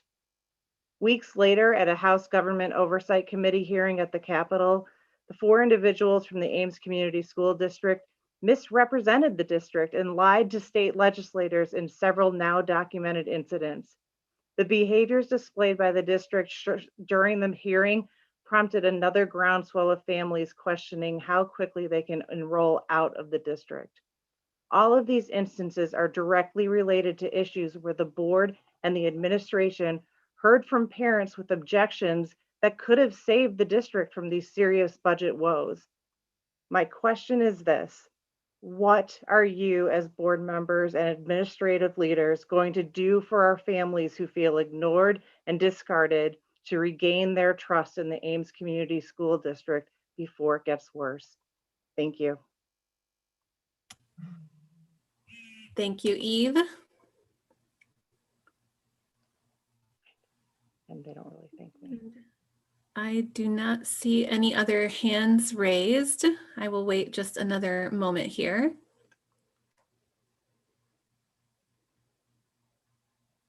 Okay, seeing no other hands raised, I will close our public forum and we will move to our consent agenda. And do I have a motion? I move to approve the consent agenda as presented. Second. Moved by Bankin, seconded by Perez. Superintendent Reisner. Gifts for, sorry, I just was going to read it. Gifts from the District McFarland Clinic. Thank you. It was moved by Bankin and seconded by Perez. All those in favor say aye. Aye. Aye. Opposed, nay. Passes 7-0. Moving on to our action items. Our first action item is the 2021-22 proposed budget. I move board. Go ahead. No, you go ahead. I move the board order the board secretary to publish the proposed 2021-2022 budget and to set the date and time of the public hearing for April 12th, 2021 at 6:30 p.m. Second. Moved by Perez, seconded by Bankin. Discussion.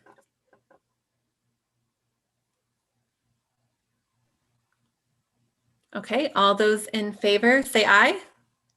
Aye. Aye. Opposed, nay. Passes 7-0. Our second item is the 2021-22 school calendar. I move the board approve the 2021-22 school calendar as presented. Second. Moved by Franzen, seconded by Colton. Discussion. I just had a question. Superintendent Reisner, we had this and it got delayed. Is there any changes? I looked at it, but I wouldn't know it like you all, so. Dr. Hawkins, he just had a few cleanup things that he didn't get done in time. We had other issues arise. I didn't mean to say didn't get done in time. We had other issues arise, so we had to pull it off because we had a few more things to just clean up on there. So Okay. I'd be happy to address what those updates are. You bet. Okay. All right. Very good. So we wanted to make sure that we had adequate time to get administrative feedback, particularly around issues of professional development structure, as well as the parent-teacher conferences. So where we landed was we were gonna return, or it's proposed in this calendar to return to a pretty typical professional development structure that would have been used in the 1920 school year. In other words, elementaries getting out on Wednesdays, secondaries using full days primarily. 2020 school year, not 1920. Oh, yeah. Yeah. No, that's not the calendar I'm talking about. Thank you. I appreciate it. That's okay. Yeah. Well done. I don't even know what was typical in 1920. The other suggestion was the other change that you might note in this calendar is the first full week of school for all students will be early release in order to promote parent-teacher conferences for all buildings. I know that previously we've done that at the elementary level. There was a lot of value seen in that from staff and administration for all levels. So that will occur for all levels during that first full week of school, an early release. And then one of the things that the teachers union actually was a strong advocate for was that we didn't all need to do parent-teacher conferences in the exact same way, nor at the exact same time. And so we've given buildings some autonomy to choose when parent-teacher conferences are going to occur for them based upon where, like, for example, the trimester at the elementary level versus the 9-week grading period at the secondary level. So you'll see some variance in when those parent-teacher conferences are going to occur because the leaders of that level felt like that was more appropriate for the conferencing that they needed to have occur.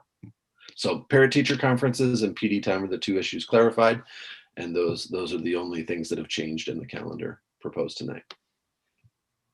Thank you for providing that highlight and for making everyone aware of the professional development being proposed with what I heard you say, early out Wednesdays and then dispersed through the years for middle school and high school. Helpful for our families to learn that information now. So thank you for pointing it out. Yeah, and I just want to say thank you for keeping the orientation days. I think ever since we started that, the district started that, I can take credit for it, but I think it's great. I think having orientation for 6th and 9th, all those kids are going in a new building. I think that's a great thing, and I'm glad we're keeping it. Yep. Just to echo that, staff feel the same way. I keep hearing from building principals as well as teaching staff that they find it to be of value.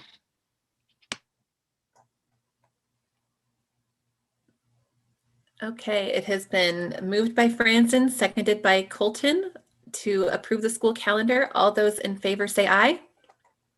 Aye. Aye. Aye. Opposed, nay. Passes 7-0. Mitchell Elementary additions change order number 5. I move the board approve change order number 5 for the Mitchell Elementary additions and remodel project Lane Construction Group in the amount of an additional $10,816. Second. I'm sorry, I missed the second. Was that Bankin? Okay. Moved by Limkaitis, seconded by Bankin. Discussion. Okay, seeing none, all those in favor say aye. Aye. Aye. Opposed, nay. Passes 7-0. New Ames High project change orders. I move the board approve the change orders for the New Ames High School project construction as presented. Second. Moved by Franzen, seconded by Perez. Discussion. Seeing none, all those in favor say aye. Aye. Aye. Opposed, nay. Passes 7-0. Policies for action. I move the board approve the policies as presented. Second. Moved by Bankin, seconded by Limkaitis. Discussion. Okay, seeing none, all those in favor say aye. Aye. Aye. Aye. Opposed, nay. Passes 7-0. Board and staff items. We will start out with items from the board.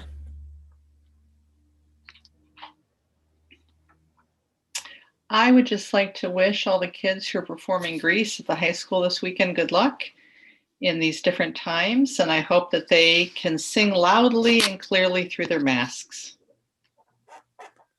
Thank you for that. I'd like to make a statement if I have just a little bit of time. I want to just reflect on the month we've had, right? I don't know, however long it's been. It's been a really difficult time for a lot of people in the district. And I just want to take some time and reflect on my 4 years of serving on the board. You know, I've served with, I guess, two full boards, you know, different people coming and going.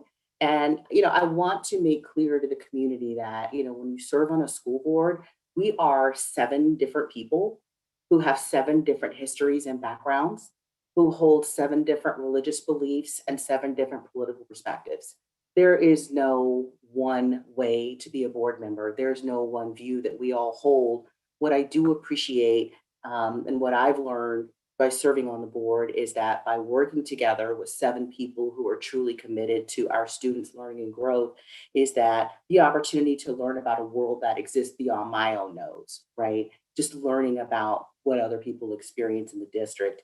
And I've also really been grateful to learn about the laws that exist to protect the students who are in our district and who deserve to be served. And when I hear people talking about community and what the community wants, you know, I just, in my head, my husband's a historian, he's a race historian. And I just as a Black person in my own socializations, I always think back to those images of those people, those communities that voted for segregation, right? There were communities that wanted that, right? And so I think part of what we do at the district is we acknowledge the fact that we have to navigate. Sometimes communities want things that aren't legal. Sometimes communities want things that aren't supported by the data, right? And what that really means and who gets to be community, you know, who gets to count in that definition. And so I guess as I'm reflecting, what I want to do is really speak to our Black students. I want to speak to our brown students, our students of color who've had a really rough time, right? We have had several weeks of adults telling us they love us, but showing us that they don't. And I just want you to know that I love you and I see you. And I know this is a very hard community to live in sometimes, but there is a world beyond Ames. And I hope that the district is preparing you to be successful in that world.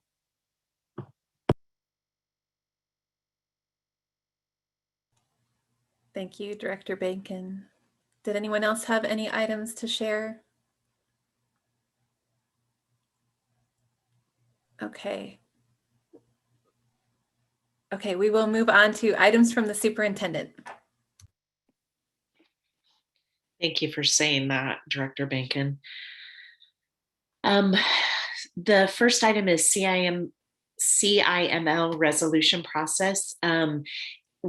I just wanted to call to the board's attention, and I know I did put this in your weekly update, but as a reminder, we had talked about a resolution coming tonight to the board, but when we had agenda setting, board leadership indicated that they really wanted a survey to be sent to gather some additional information. So we worked and created that survey and sent that out this morning. It will be open until Wednesday to gather information, and that survey will go to all of our secondary parents, secondary meaning 6 through 12. It will go to our staff and it will go to our students, and we'll be able to break the data down. And then the board can expect results of that survey to come to them by Friday. And of course, we'll also publish those results as well so that the community can see that. We did put a little explanation in the description so that people who were not familiar with what's going on had an idea of what was coming and why. If there's any questions, please direct anybody that contacts you to Judge. He knows the history of this really well, or you can direct them to me to answer questions around this. There's really no hidden agenda other than the board really would like to hear some feedback. And we did put on there that, you know, this doesn't, it's not a vote. It's just to gather some input, but that may or may not impact the decision, but the board did ask for some additional feedback. Any questions from the board around that? Because we can have discussion around that because it's on the agenda.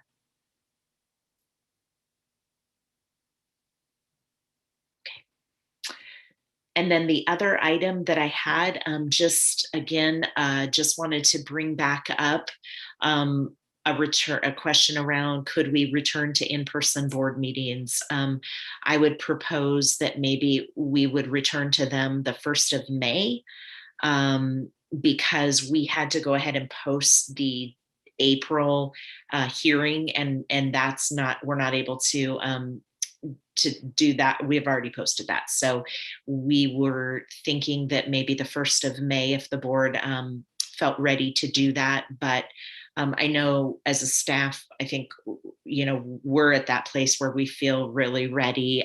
We have our students back, and, you know, staff's back, and hopefully people have been able to get immunized. And we just feel like returning to that consistency, and that we would like to see that. And again, you can have discussion around this. Yep, and I would be supportive of that, especially with the May 1st start. That gives time that, you know, vaccinations will be opened up to anybody, hopefully April 5th. So most people should be able to have both doses of the vaccine before the 1st of May. So I would have no objections to going back in May. Other thoughts? I'd be supportive as well.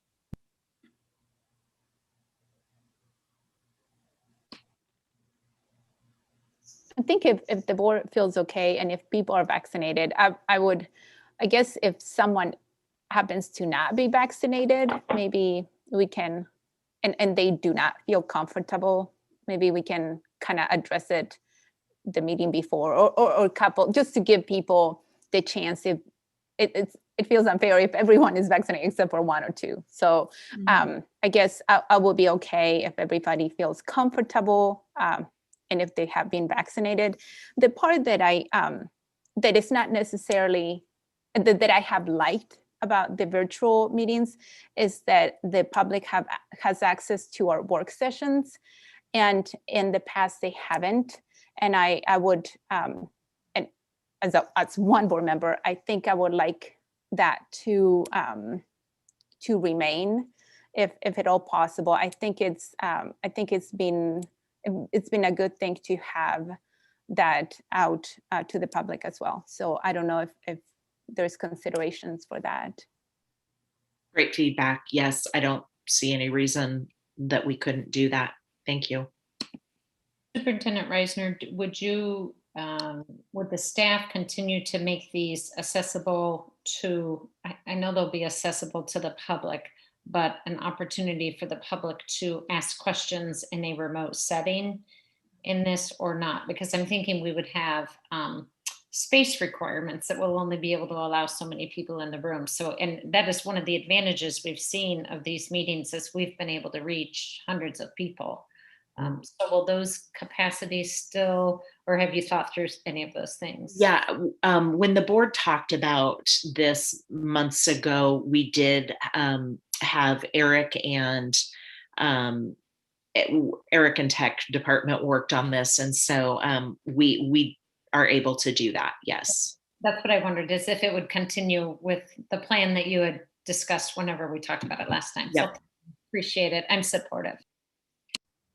I think as long as we're doing the same mitigation strategies that we're doing for our students, we've got the opportunity to get vaccinated before then, so I would be supportive of it. I'm supportive as long as the board is unanimous in their support. I'm supportive as well.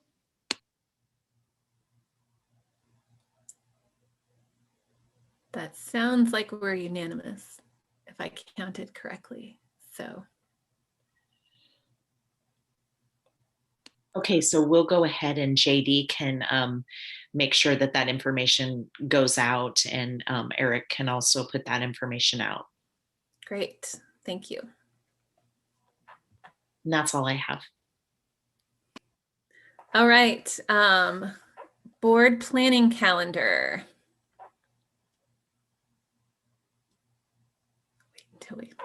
So we do have a special meeting scheduled for next Monday, and then our next regular meeting will be April 12th. Anything else on the board planning calendar? Okay, then I will entertain a motion to adjourn. I Move we adjourn.